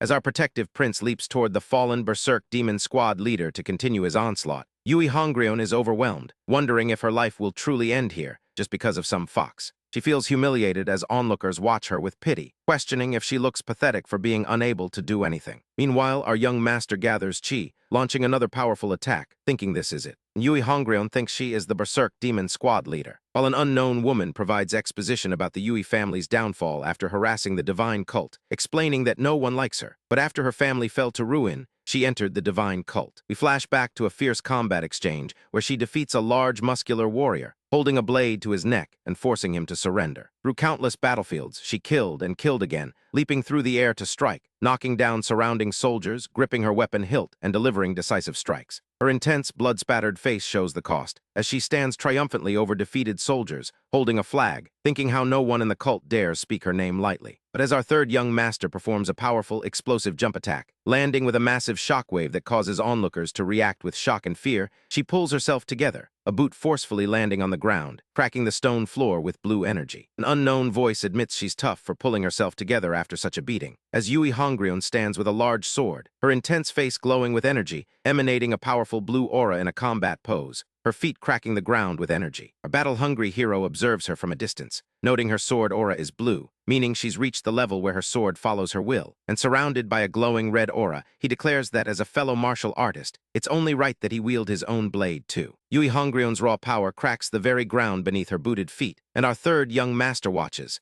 impressed by the brilliant blue aura of her jagged sword. As a fellow martial artist who's practiced in the way of the sword, Seo Ryong decides it's only right that he draws his own blade, sensing her intense, chaotic emotions through the shockwave of her strike. She attacks while screaming in frustration, her feelings a swirling mix of anger, anxiety, and obstinacy. But our shadow-blooded prince also detects a surprising note of acknowledgement in her intense eyes. Acknowledgement, huh? Yui Hongryun swings her glowing blue sword and asks if he knows he's already lost, tearing through the stone floor like it's paper. But Ryong the determined notes she still has some sense left in her. He stands calmly amidst the destruction, declaring he'll give her a lesson as the clear winner, unleashing a massive blue wave of energy across the temple grounds. He tells her to watch closely, then projects a red energy sphere with his steel wall hand. Huge energy pulse illuminates everything, as our third young master channels every bit of power through his hands. Yui Hongryun stands unsteady, gripping her sword and panting from exhaustion. But then our clever strategist looks down at his own hands, wide-eyed and startled. He actually managed to pierce his steel wall hand, a deadly technique that turns his very flesh into something akin to unbreakable steel, leaving his hand injured, proving she's far more skilled with a sword than he expected. Still, Yui Hongryun is visibly wounded and struggling to breathe, as Seo Ryong approaches her across the scarred ground, drawing his sword to finish the fight. He trembles in pain, and our Ryong the determined grips his hilt, thinking,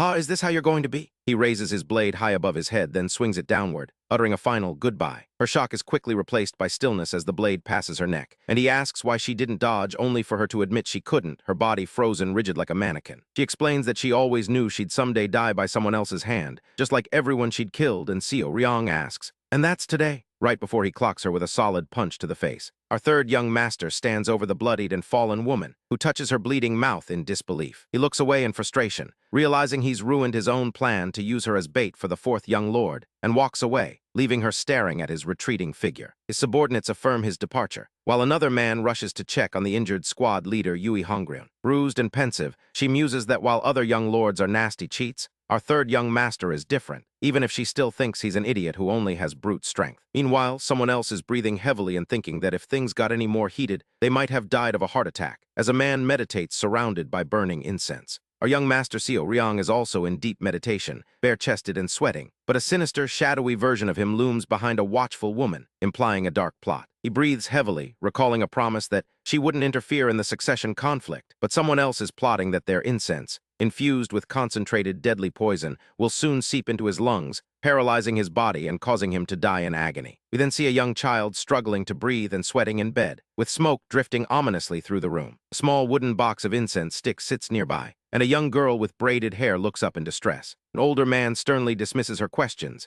as she trembles, unable to bring herself to place unknown incense by the young master's bedside. He warns her that if she doesn't take the antidotes on time, it will be unbearable, telling her she must do it if she wants to live. Panicked, the girl runs, calling out Manhwa, finding our insightful young master Seo Ryong calmly petting his fennec fox, Goldie. She bows deeply in greeting, while Seo Ryong observes her with a calm expression. He gently pets Goldie, but then reacts with shock, clutching the small, glowing creature tightly. He shakes his head, sensing a powerful chi connecting them, realizing that Goldie is no ordinary beast. Suddenly, pounding sounds come from outside his door as the penal law hall arrives, calling for the third young lord to open up. Our concerned young master stands with Goldie in his arms, as the scene transitions to a temple building, and the chained Yui Hongryun sits silently in a cell. Our intense young master confronts her, and she admits she's the one who confessed to the crime. Seo Ryong asks if this is truly her choice, shouting that by admitting guilt, she was signing her death warrant, and if she wanted to die, he could have granted her wish back in their fight. The prisoner sits with a determined, hardened expression, and Seo Ryong points to his temple, asking if something went wrong in her head, demanding to know why she did this. He looks thoughtful and suspicious, observing her bound hands and intense eye. Then a look of surprise crosses his face as he wonders if her confession is a deliberate tactic, and a small smile plays on his lips as she observes him back. He walks toward her cell and calls for a guard, ordering him to free the Berserk Demon squad leader. He questions the guard's hesitation, noting that even if she's crazy, she's a cult follower, leaving the guard shocked and hesitant. Seo Ryong turns with a menacing, fiery aura surrounding him, as the nervous guard wonders what he's supposed to report to the higher-ups after such an unexpected command. Back in a traditional cult building, our clever strategist Seo Ryong explains to his associate that Yui Hongryun had accepted money from the fourth young lord. His associate clarifies that she couldn't admit to taking the money, since she had promised not to, and certainly couldn't involve her squad members in such a scandal. He adds that she could have just not confessed, but our insightful young master Seo Ryong notes that if the matter had simply blown over, the fourth young lord would assume she'd taken his side. This would allow rumors of bribery to spread, harming both her and her squad, so she had to confess to protect them. Our insightful young master walks away with his companion, who muses on Seo Ryong's surprising maturity and insight, sometimes feeling like the young master is older than him. They arrive at a large red gate, which creaks open to reveal a familiar face,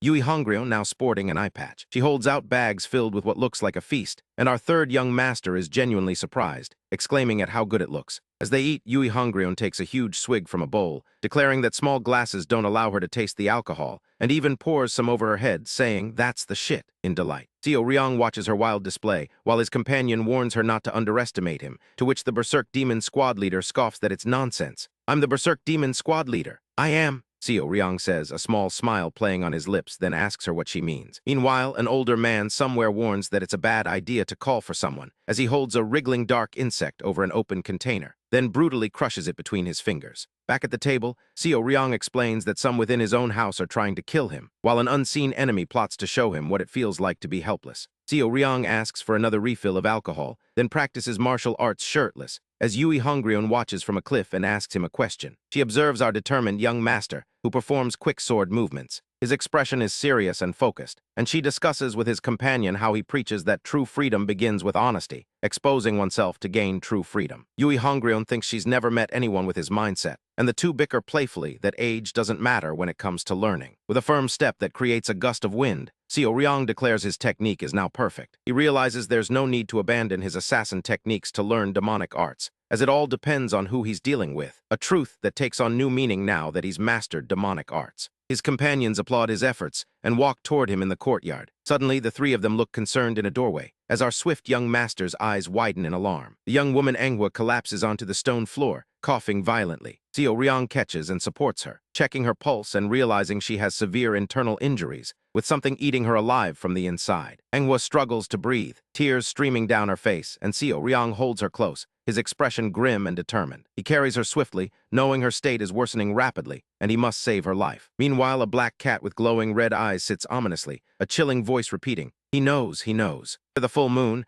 cult leader Lee Chen-sang holds a tense meeting, looking stern as a subordinate kneels before him. With a surge of chi, the leader levitates a bowl, handing it to the kneeling man and asking if the jackal truly chose the third young master, or if it was fate, perhaps, that the tables were turned. He then muses on the jackal, a mystical creature unlike others, one that repeats the cycle of life and death, seen as the worst disaster on Earth, a force so wicked it causes destruction wherever it appears. Meanwhile, our desperate strategist, Seo Ryong, frantically works to save Manhwa, the young maidservant, who lies on her bed coughing blood after being afflicted by a poison insect. Our chi wielder, channeling blue energy into her wrist, realizes this toxic energy is definitely a poison insect, and that while her internal injuries aren't life-threatening yet, she won't last long without martial prowess. He needs to extract it immediately, using the boundless technique to maximize her healing power, and wonders who would do such a cruel thing to a young maid like Manhwa, whose anxious behavior he'd noticed recently. Suddenly, her eyes snap open with an unnatural, glowing red intensity, but after a moment of intense focus, our tireless healer successfully extracts the poison. He holds up a small, wriggling purple insect, identifying it as a slow corrosion poison insect used to enslave someone by threatening their life. Realizing its sinister purpose, our furious third young master deduces,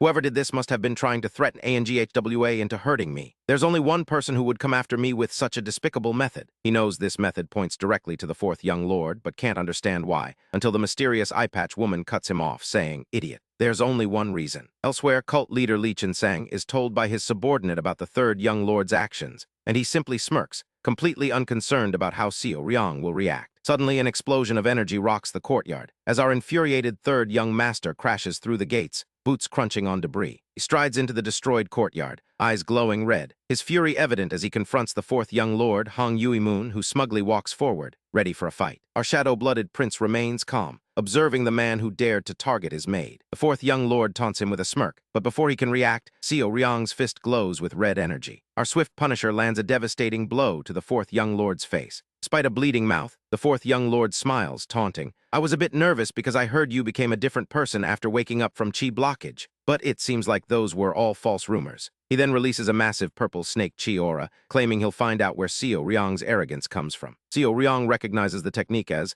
THEJOKSA family's demonic art, as the purple snake energy strikes downward. Our swift warrior moves rapidly, dodging the incoming strike with the agility of a cat, acknowledging his opponent's speed. He delivers a punch while analyzing the demonic art, finding its power unimpressive, but admitting the fourth young lord's foot techniques are pretty good for his age. The fourth young lord attacks again, confident in his superiority, but our sharp observer dodges his strikes as if stepping around furniture, finding his movements obvious. However, he cries out as he realizes the fourth young lord's nails are poisoned, which his opponent uses to strike him. The fourth young lord looks smug, convinced this is the end, but then reacts with surprise as Seo Ryong moves despite the poison. Our poison-immune prodigy stands amidst the debris, his aura flaring, completely nullifying the snake poison. Declares, "I was able to complete missions even with broken LIMBS and holes in MY belly. Enduring this much poison is nothing." The fourth young lord spits blood, terrified by the chi wave, muttering that this sense of alienation and terror is what he'd expect from the great 9 demonic elders, not Seo Ryong. As our intense challenger dashes forward with a glowing red blade, an unknown observer wonders, has he perhaps reached the ultimate demon stage? But their clash is cut short when black-masked guards from the penal law hall leap into the fray, stopping the fight dead in its tracks. The masked cult guards from the penal law hall arrive on the scene, and our cunning captive, Seo Ryong, looks surprised, wondering how they got here so quickly, as if someone knew this was going to happen. An older man in white robes, the one who orchestrated the arrival, glares from off-panel. He gloats, realizing this little rat knew the situation wouldn't favor the fourth young lord and prepared beforehand. But before he can savor his victory, Seo Ryong swiftly reaches into his robes, grabs the older man's face, and shoves a small, glowing parasite into his ear. With an intense stare, our reborn assassin forces the wriggling creature into the terrified elder. As the elder writhes in pain, Seo Ryong stands over his collapsed form, asserting his dominance. He calmly wipes his hand with a cloth as he's led away, internally wondering where he's being taken as the interrogation is over. And this isn't the direction of the jail where Yui Hongrion was held. He clutches his injured side, still still feeling the effects of the poison. Examining his hand, our observant master deduces that Hong Yui-moon's martial arts involved poison and hallucination-inducing incense, allowing him to train by fighting imaginary opponents. A unique and strange approach for the Jiaxa family. As he follows his guide through a doorway, he senses two presences inside, one definitely Hong Yui-moon, but the other vague and unpleasant. Peering through a gap in the wooden door, he decides to get a look at their face first, sensing something amiss. He observes an elderly man with a white beard, who looks ordinary, too ordinary, with no unique energy, which makes our perceptive master realize he's definitely hiding something. But that is precisely why I feel like he's no ordinary person. He's definitely hiding something, he thinks, his eyes zooming in. The elder laughs, revealing that Xiao Riang has seen through his disguise. Xiao Riang retorts, "It's your real face, but you're wearing a mask. It's 10 no, 100 times thicker than the masks the black guard wears." As the young man watches in shock, the elder's face begins to crack and morph, using bone contraction mystical arts. The elderly man transforms into a young, handsome man, the true penal law hall master, who challenges Xiao Riang. "What do you think now? Are you satisfied?" An unknown observer exclaims, "That's the real penal law hall master." Meanwhile, other cultivators react in surprise to this revelation. Hong Yui-moon, the fourth young lord, defiant and angry, declares that as the demon lord's disciple, he takes orders from no one else. The penal law hall master looks down at him, speaking seriously. He then explains his faction's role, contrasting it with the passive guardian court. They are an organization that actively protects the cult, giving out punishments and judgments. While the hall master tries to assert his authority, our polite provocateur Xiao Riang casually eats his meal, completely unbothered. He continues chewing, maintaining a relaxed expression as the other man stares in disbelief. Xiao Riang then simply states he doesn't want to fight anyone. He holds up a bottle, offering it to the intensely agitated hall master, saying with a cheerful smile, "If you like, I can send a few bottles to your residence." The hall master clenches his teeth in extreme irritation, unable to bear Xiao Riang's nonchalance.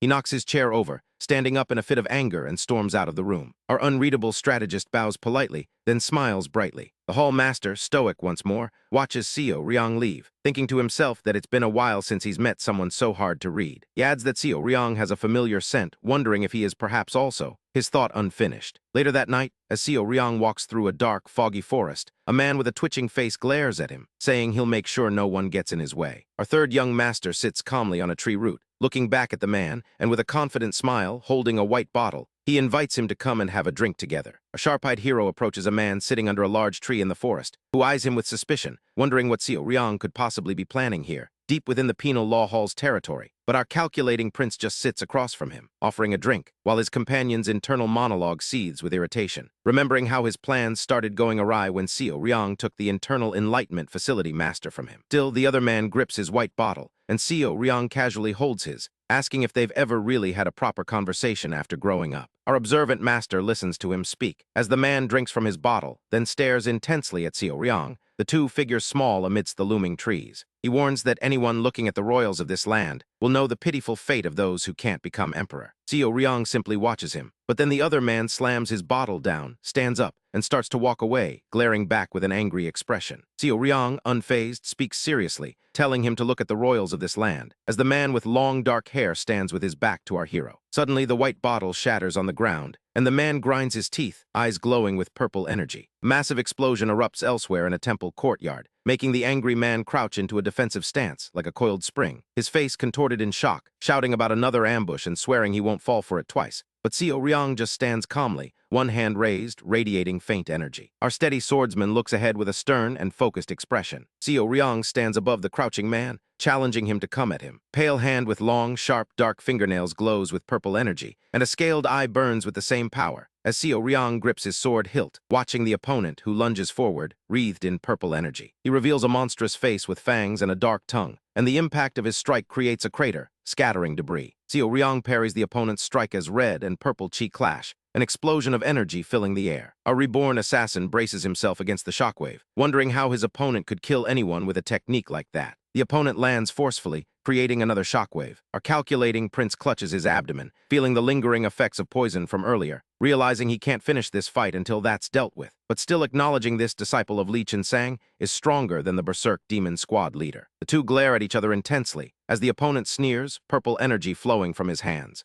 Xiao Riang deflects an attack with his glowing palm, telling him he needs to be faster, then blocks a claw strike midair, asking how he can do anything when he's this slow. The opponent's face twists in frustrated snarl, Our sharp-eyed hero kicks him away, sending him crying out in pain, his foot leaving an energy trail on the ground. The opponent lands but is ready to continue the fight, standing across from Xiao Ryang, who faces him calmly. Our observant master stands alert in his blue attire, hand resting on his sword hilt, and he leaps through the air toward his opponent with the rapid speed of a shot arrow, striking him in the chest with a powerful, glowing heaven elevation technique palm attack. The opponent is sent flying backward from the force, crying out. He lands on the ground, struggling to comprehend how he was hit so quickly, having not seen his movements at all. Xiao Ryang observes his opponent with a calm, composed expression. Close-up of the opponent's eye, glowing with intense purple energy and frustration, confirms what Xiao Ryang was certain of, but hadn't had the chance to test until now. The opponent unleashes a flurry of dark purple energy strikes against Xiao Ryang, a spectral shadow projection tearing through the ground, leaving debris in its wake. Xiao Ryang deftly dodges the spectral energy strike by jumping into the air, as the opponent, with his long hair and sharp nails, prepares to attack, enveloped in purple energy. Xiao Ryang looks upward, noticing his opponent's next move, realizing the danger is coming from above. The opponent gathers massive energy, manifesting a swirling purple vortex above him, announcing that this is the biggest form of his snake shadow poison palm. He taunts Xiao Ryang, posing with his sharp energy-infused claws, asking if our hero can dodge this one too. Towering column of destructive purple energy erupts from the opponent's position, and he stands amidst a field of dissipating purple smoke, looking triumphant. The fourth young lord looks down at his hand, his face twisted in a manic, dark grin. Dark spectral shadow looms in a cloud of purple energy. Xiao Ryang stares ahead with a pained, determined expression, realizing the poison penetrates through his skin and injuries even if he holds his breath, and he needs to get out of this as soon as he can, recognizing the monstrous technique his foe has been hiding. A reborn assassin's hands firmly grip the hilt of his sheathed sword. He leaps through the air with a powerful sword strike, crying out. Suddenly, Xiao Ryang looks down, hearing someone cry out for help, a young master disappearing. A young girl cries on the ground in agony, begging him to save her because her body is burning. As powerful techniques unleash in the darkness,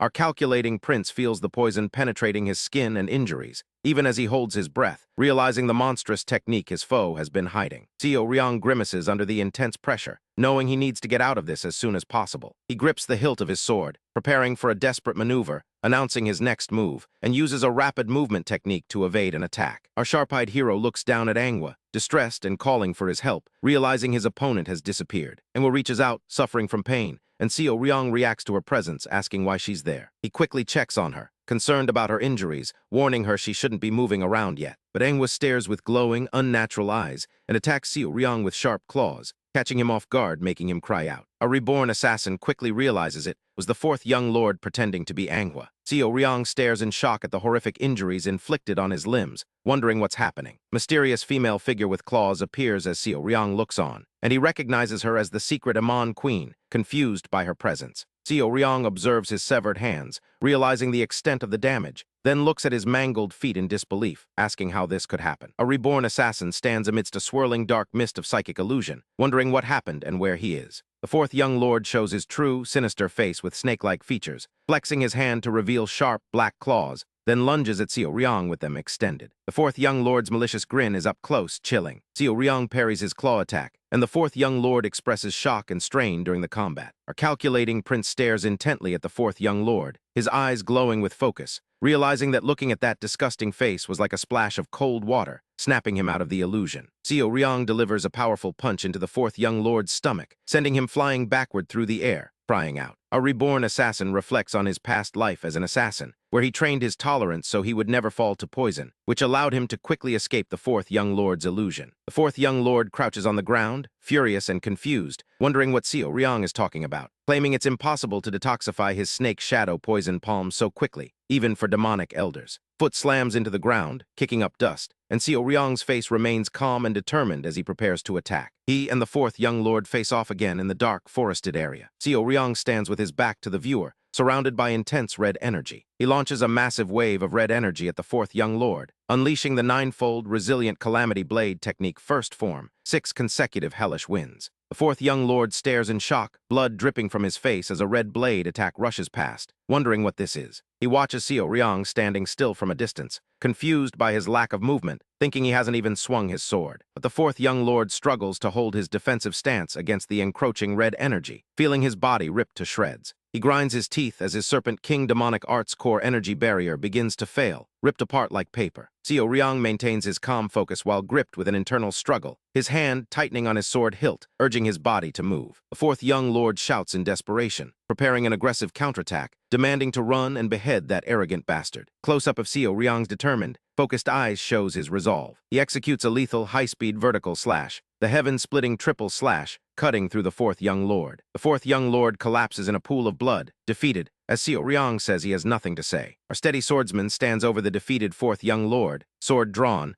looking down with a cold, detached expression. The fourth young lord's eye widens in shock as he realizes he has been defeated, asking if he will die. Seo Ryong's hand firmly grips the hilt of his blade. Suddenly, Seo Ryong executes a powerful sword strike, releasing a glowing arc of energy, which a new opponent questions as formless energy. An opponent in black robes reacts with surprise, extending his hands to deflect energy beams. Seo Ryong launches 2 beams of energy, which the opponent attempts to catch, calling it a void-capturing object. The opponent's hands struggle to grip the sword, reacting to the intense energy, realizing it's a skill that requires advanced martial arts knowledge, and wondering if it's the Penal Law Hall Master. Seo Ryong stares ahead with a look of intense focus, confirming that the Penal Law Hall Master is truly unpleasant. The opponent in black robes blasts energy beams from his palms toward Seo Ryong, who stands his ground as the opponent fires. Seo Ryong slashes his sword, carving through the air with a glowing arc, and the opponent looks on, shocked by Seo Ryong's ability to break the inner energy chain in just one attack. Close-up of Seo Ryong's eye shows intense determination. He lunges forward with his sword raised high, and the opponent gasps, surprised by how quickly Seo Ryong moved to close the distance. Seo Ryong strikes while the opponent observes his energy aura, noting that the depth of his demonic energy is comparable to Supreme Peak, but his demonic arts skill doesn't live up to it. A foot slams into the ground, generating force. Seo Ryong clashes his blade against the opponent's defensive energy field, acknowledging that this skill is different. The opponent maneuvers away, acknowledging Seo Ryong's speed and movement are on par with his own. Seo Ryong lifts his sword above his head, wreathed in intense red energy, unleashing the 9-fold resilient Calamity Blade technique's second form. Ultimate Endless Path, the opponent blocks the incoming wave of red fire with his hands,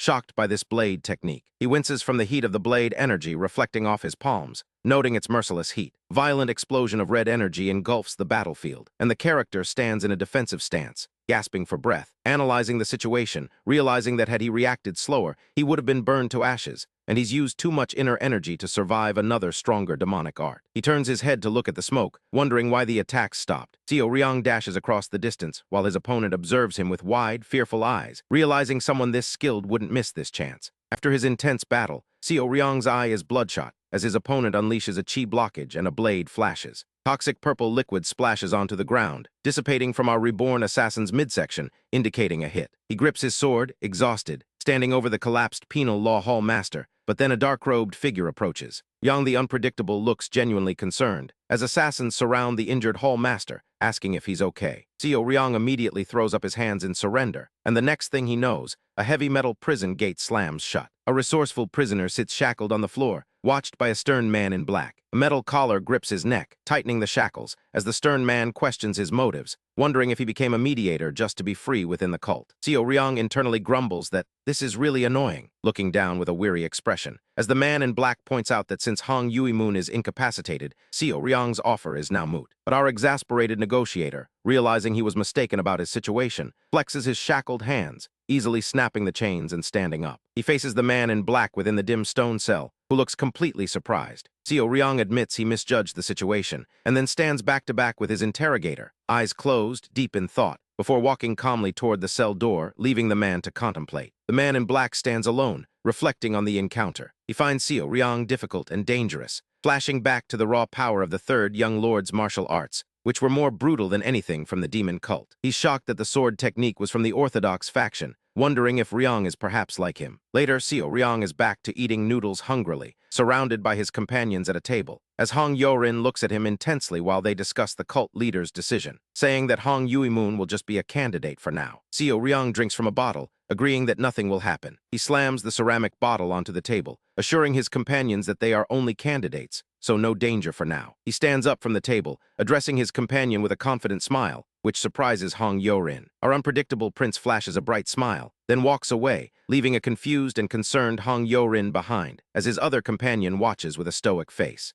Both of them watch our reborn assassin's retreating figure. The male companion reflects on their conversation, while Seo Ryong walks away alone. His boots step firmly on the stone path, and a young girl with a broom looks up in surprise. Her eyes well up with tears, as Seo Ryong looks down at her with a gentle smile. The young girl rushes forward, hugging him around the legs, and our third young master looks calm and soft. He cries tears of relief, clinging to his legs with her small animal companion by her side. Later, Seo Ryong stands in a field with another man, looking at a harvest crop, as the third young master listens thoughtfully, while the older man with a goatee speaks seriously about Hong Yui-moon. The two stand apart in the field of red grain, wondering why Seo Ryong let the fourth young lord live, even though his core is broken and poison is taking over his body. A reborn assassin looks pensive amidst the crops, as the man questions if Ryong wanted the fourth young lord to suffer the same fate. Seo Ryong stands with his back to the viewer, considering this. They discuss Hong Yui-moon, the son of the Gyeoksa family patriarch, who had as much talent as any other child. Close-up shows the pale-haired young man with gold earrings, but the problem was that he did not tend to his talents. The older man's eyes are deep in thought, holding reddish seeds in his palm. Seo Ryong stands in the field, reflecting on how a small but significant difference decided the outcome of their fight. Servant announces a guest, and it's Ki Yo-min greeting Seo Ryong. Seo Ryong looks surprised, sweating slightly, asking what she wants this time, as he thought there wasn't anything unresolved between them anymore. He looks toward her while sitting, and she looks to the side as they sit at a table with snacks and tea is poured. Ki Yo-min holds the teacup with her eyes closed. Our unpredictable prince's eye widens, wondering about her situations. They sit facing each other, and she speaks intensely. Seo Ryong thinks her request is not good, because the internal enlightenment facility master, who has a strong ego, would only ask for help for the sake of her facility, meaning she'd do anything to persuade him. A close-up shows her determined eye. Seo Ryong sits with crossed arms, looking tired, noticing her eyes are telling him she won't accept no for an answer, and he's so tired. He pours tea for himself while Ki Yo-min watches. She continues speaking intensely, as Seo Ryong listens, resting his chin on his hand. Then his eye widens as he realizes he might get to go outside, because what he really wants isn't money or glory, it's freedom, and that's not something someone else can do for him. Ki Yo-min confirms that they do go out to buy supplies, and they don't just get delivered. Seo Ryong, suddenly urgent, grabs her hand, eagerly offering to recover her precious successor completely in 2 weeks, asking, no matter what. The man with a top knot, Ma Dongpul, meditates on a large rock, sweating from the effort, as an unknown voice warns him to get back to work since he's been with the young master for too long. The voice reminds him he's the third leader of the Guardian Court and needs to get back to work. Ma Dongpul agrees internally, realizing he almost neglected his work. He resolves to get it together, sure he'll see the young master again, just as someone approaches to deliver a message from the first leader. The first leader tells him his duties have been changed, handing him a document. Ma Dongpul looks contemplative as he receives it. The first leader continues speaking. Ma Dongpul stands,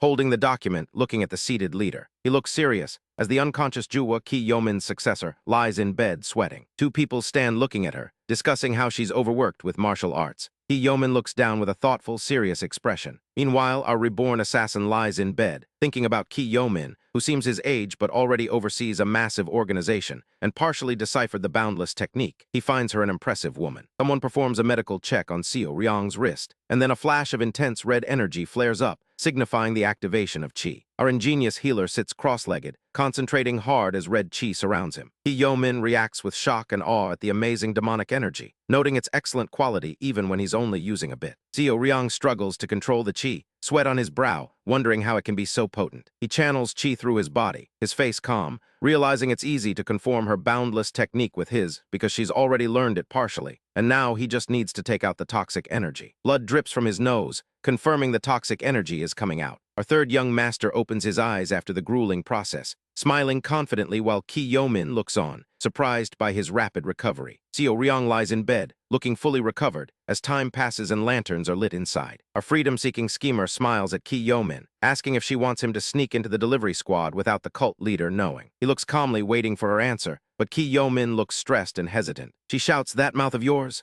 Surprised he talks like that, noting she always behaved in such a poised manner. Seo Ryong smiles, saying it's because he knew how difficult it would be to sneak him in. Ki Yo-min, surrounded by flames of anger, shouts at the cowering Seo Ryong. She stands up at the desk, arguing with him, but not Ryong the unpredictable. Ki Yo-min shouts something else. Seo Ryong smiles brightly back, leaving Ki Yo-min to close her eyes and sigh, as our exasperated prince quickly apologizes. Ki Yo-min warns him that if things go wrong, the divine cult will be destabilized. She keeps pressing him, asking what he expected. Seo Ryong sits confidently with crossed arms. Ki Yo-min sighs, saying it will take some time to think of a way, stressed that the child, Juwa, wants to lead the delivery squad before she's even well. Seo Ryong stands at the desk while Ki Yo-min sits, continuing their conversation. He smiles, proposing a plan, standing still as his robes and feet are shown. Yeomin looks up in surprise as Seo Ryong asks if he may come in. A reborn assassin walks into the room through open doors. Yeomin stands tall, watching Seo Ryong. He speaks with his eyes closed, smiling slightly. Close up on Yeomin's eyes shows her recognizing him as the person who gave the martial arts technique. She bows respectfully to him and then tells him that this is the internal enlightenment facility, not a place where suspicious people can just enter, noting she's quick to judge the situation, tenacious and flexible. Another woman enters the room behind Yeomin, looking upset. A wooden carriage wheel rotates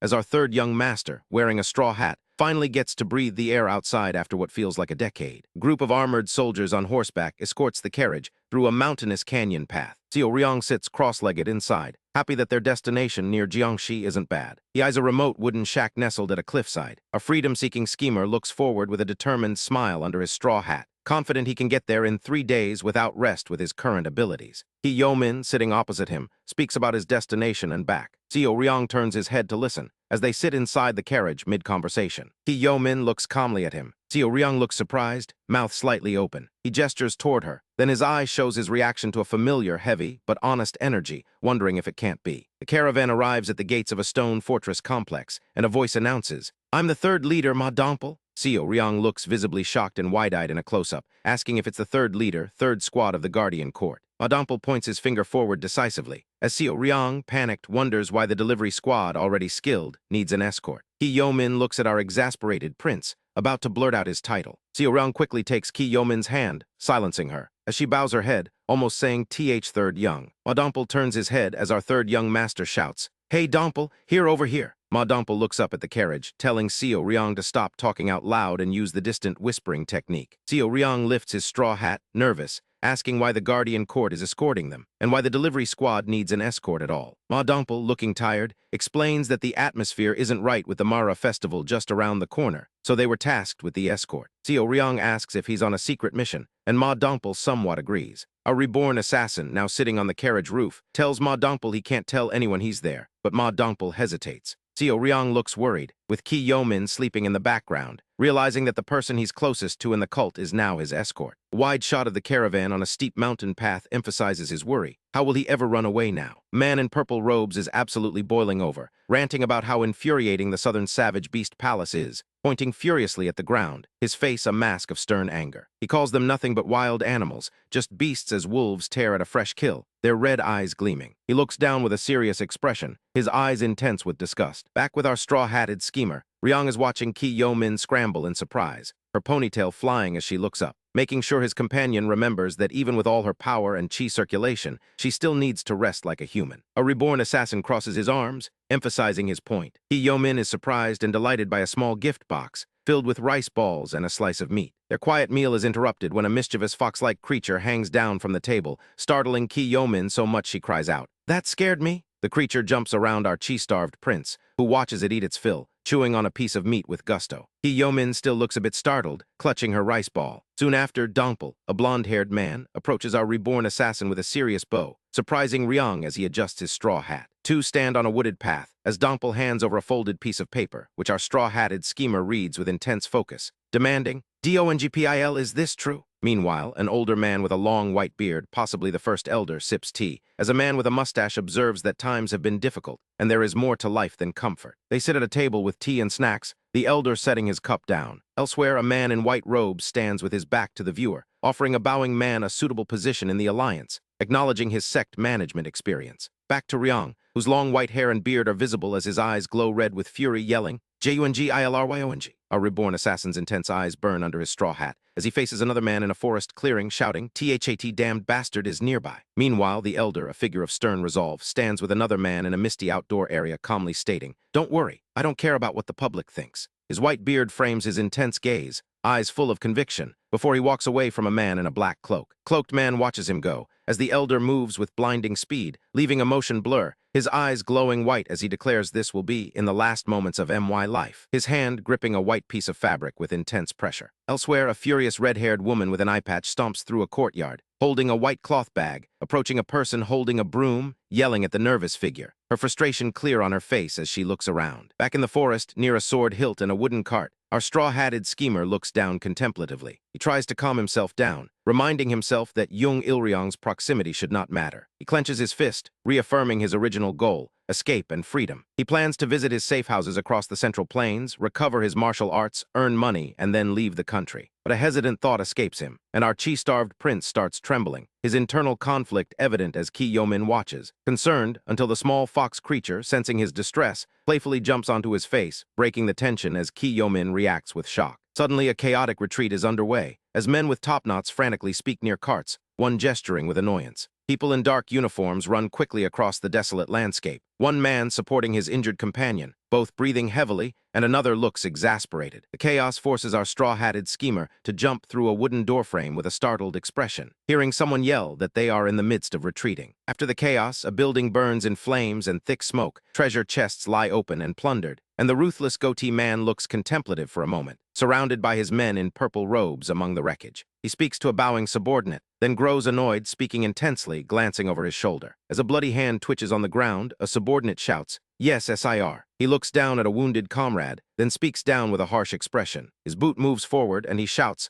"Beg HIM to kill me since you died for nothing." His boot presses down on the head of a bloodied man, taking another step toward his standing men. Behind him, a massive, muscular figure with a blue-haired mane and a scar on his cheek looms, looking sternly at his companion. This is the leader of the Southern Savage Beast Palace, standing in a wasteland surrounded by his predatory, red-eyed beasts. He addresses the goatee man, demanding he keep his promise regarding their sustenance. The goatee man yells back, agitated, as a close-up shows the blue-haired man's intense, glowing eye. The goatee man's eyes are wide with frustration, as he promises, "I'll provide more corpses for you soon enough," he shouts angrily, swearing to bury all of them, calling them the Southern Savage Beast Palace's dirty little beasts. The blue-haired man stands stoically, amidst his wolves in the ruins. Elsewhere, a masked man and two other individuals stand looking ahead, three figures in a destroyed building compound, looking at a slumped figure, as a woman and a blonde man look seriously towards the ruins. Clustered around the debris, the woman speaks firmly, saying it's too late to wait for orders from the higher-ups. They should act first, she says, because the cult already has strong influence in Jiangxi. But the blonde-haired man faces away, stating, "No." The woman looks at the blonde man as they continue their tense conversation, with Dompel closing his eyes, speaking about how a truly trustworthy overseer Jew would not be impatient or obsessed with accomplishments. The woman looks over her shoulder, pondering if the physician who recovered someone from chi blockage was the young master. Suddenly, our unpredictable master's voice calls out, "Dongpil, come to the carriage. I have a favor to ask of you," startling Dompel, who immediately responds to the young master. Our straw-hatted schemer stands near a carriage, confronting the blonde man, gripping the ornate golden hilt of his sword. Dompel replies to our third young master, who looks at the blonde man. Dompel then strikes the ground with a powerful chi blast, while our shadow-blooded prince leaps through the air with his sword drawn, light as a feather, internally questioning. Something's not right. Clearly, the demon cult has strong influence in Jiangxi, but the Righteous Heavenly Alliance's first elder is here, and the demon cult's delivery squad was plundered. I need to find out what the hell is going on. A small fox-like creature peeps out from our master's clothes, observing. Back at the wolf-infested ruins, two red wolves snarl with glowing eyes, as the goatee man and another figure watch a pack eating near a bloody site. He holds a bottle, looking sternly ahead, a boot stepping onto the ground. Then he turns his head sharply, looking suspicious, as three wolves snarl aggressively in the darkness. Suddenly, the elderly first elder, with his long white beard and robes, stands looking ahead, before the goatee man and his subordinates. Close-up reveals the elder's sharp expression, as he and the goatee man observe the wolf pack feeding in the distance. The blue-haired man with a scar sits among his red wolves, his intense face and glowing blue eyes visible. The elder stands, with the goatee man watching him from behind, while the blue-haired man stares intently. The master explains that unlike the martial arts of the Central Plains, the martial arts of the palace are rather bizarre, able to defeat an expert if they let their guard down. The elder speaks with a stoic expression, turning to address the goatee man, and confirms that each and every one of the 4 outer wall palaces is an organization with very skilled martial artists. The goatee man looks down, pondering, reacting with an annoyed sound. As the elder looks serious in profile, the elder stands with chi emanating from his body, before the goatee man retrieves an item from his robe, declaring that this isn't a personal request, but one from the higher-ups, an important mission. Their hands exchange a small, tied blue pouch, sealing the deal. A group of cult members in dark robes are busy setting up camp, with one giving orders to unpack supplies. But as 2 of them discuss their tasks, a strange unease settles over them, causing them to look nervously off into the distance, their expressions shifting from concentration to concern. Even a 3rd member joins their troubled discussion, rubbing his shoulder, as if sensing something disturbing nearby. The cultists continue to organize, oblivious to the growing threat, until one suddenly looks sharply to the side, his instincts screaming danger, and then two more members point up in alarm as a sudden gust of wind rips through the forest, sending leaves scattering everywhere. A masked assailant, moving with terrifying speed, drops from the sky like a hawk onto the unsuspecting cult members, his eyes burning with intense focus beneath the brim of his straw hat. The tight grip on his weapon, the assailant prepares to strike, leaping into the fray as his straw hat flies off, revealing our third young master, Seo Ryong, whose determined face shows no mercy as he attacks, causing the ground to explode in a massive burst of energy and dust. One cult member barely gets out a choked gasp of kek before Seo Ryong brutally grips him by the throat. A reborn assassin coughs, standing over the fallen corpses of his enemies, his expression intense and focused, muttering about how suspicious it is for the first elder of the righteous Heavenly Alliance to be traveling without his escorts. He grips his weapon tightly, channeling his energy, deciding that since he's already here, he might as well kill that bastard Jung Ilryong before he leaves. At the very least, he'll take his leg, he thinks, as the mere thought of Jung Ilryong makes his jaw clench in anger, reminding him of the ache in his own right leg, cut off in his past life. With a vengeful scream, he leaps from a rocky cliff, challenging Jung Ilryong to wait because he's coming to kill him. Meanwhile, from a distant cliff, an elderly man and a muscular warrior silently observe the scene below, their side profiles showing them deep in observation, with the muscular warrior's gaze particularly sharp and intense, his eyes glowing with an ominous power. The elderly man puts a finger to his lips, signaling for silence as they watch a pack of wolves feeding below, the elder's expression grave and the warrior's stern. The elder explains that his unique martial art teaches beasts, and that he and the Blood Wolf Squad are connected, able to transmit even the most detailed of orders.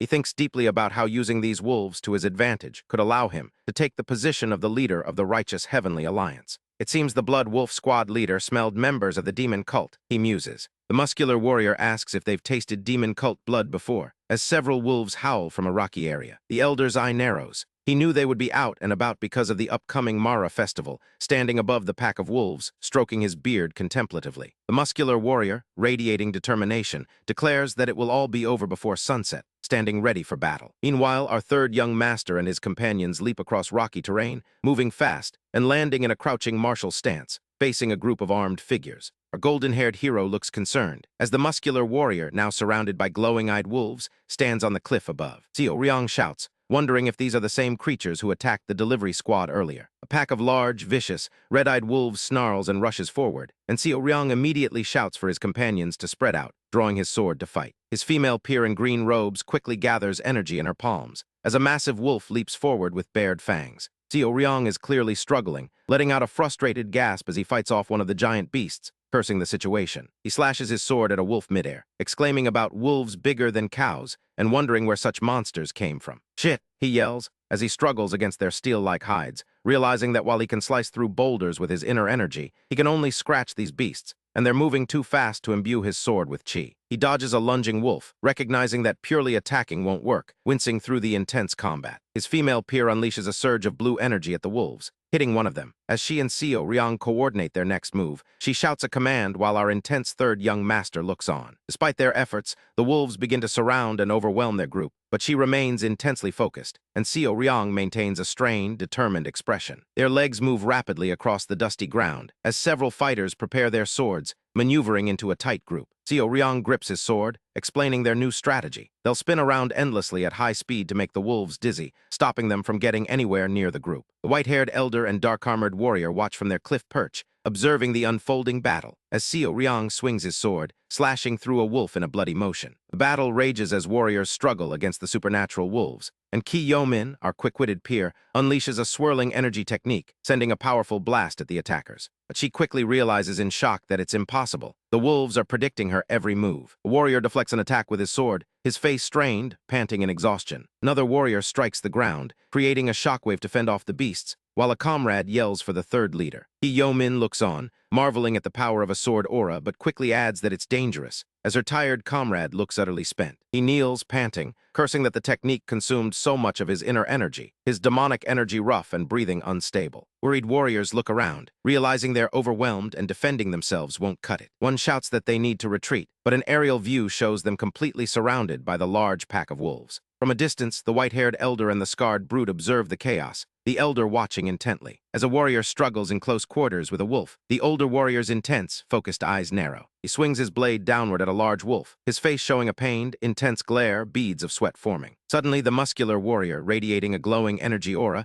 leaps high into the air like a launched missile, causing a warrior below to cry out that this is pure bloodthirst, not a wolf. The powerful martial artist strikes, causing a massive explosion of energy, and a comrade screams in alarm for the third leader. Yo-min prepares to unleash a circular blast of blue energy, determined to stop this master martial artist no matter what. But his powerful fist shatters her glowing blue energy shield, sending icy fragments flying, and the scarred brute smirks with cruel satisfaction, breaking through the energy with ease. Yo-min looks on with a mixture of shock and fierce determination. The powerful warrior then slams our quick-witted peer forcefully into the ground with a massive strike. The elderly white-haired warrior observes, musing that she's no match for him. The scarred brute grips a clump of hair, as two warriors look on in horror, crying out. The muscular warrior looms over a kneeling, defeated Yo-min, warning her not to dream of running away. His hand clenches into a fist, as several red-eyed wolves snarl around them. He holds the subdued individual by their hair, admitting that she did quite well and killed a lot of his wolves. He talks about the time and effort he spent raising those wolves, adding that while he can always raise more, he's not so nice that he can just let it go. The scarred antagonist gestures, standing near a massive wolf, smiling maliciously as he watches the chaos, calling it a lovely sound. He drags his victim by the hair again as energy blasts impact the ground from his attacks.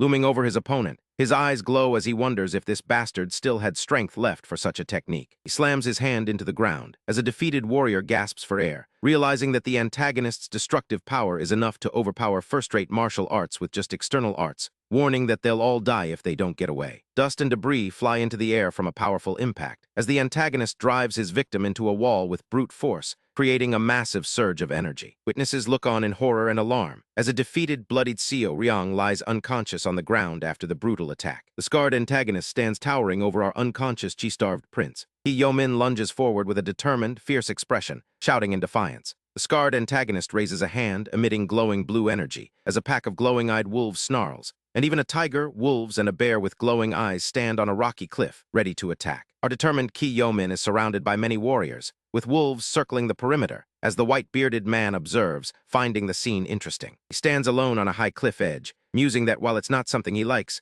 the world revolves around one rule the demon cult bastards love to chant: only the strongest will survive. He continues, stating that in the end, humans are beasts who kill and are killed to reach the top. He questions if the reason they exist in this world isn't a struggle to climb to the top, concluding that morality and ethics mean nothing in the world of beasts. Scarred antagonist looks down at the defeated Seo Ryong as a stressed comrade gasps, "Why, young master?" Yo-min defends herself against a swarm of wolves, panicking about how she can save the squad members in this hell and fulfill her duties. "What should I do?" she cries. "I need to find a way out of here." Cornered by a large wolf, she frantically thinks, urging herself to hurry, that there must be a way. She narrowly dodges a wolf's attack, slipping away like a shadow, when suddenly a Dao sword spins in the air, leaving a circular trail of energy. Powerful energy strike hits the ground, kicking up dust, as Seo Ryong, our shadow-blooded prince, jumps and swings his Dao sword downwards. Yo-min looks utterly shocked, and even the white-bearded man watches with intense eyes. A close-up shows our protagonist, blonde-haired, looking strained but determined. Seo Ryong slashes with his sword at the wolves,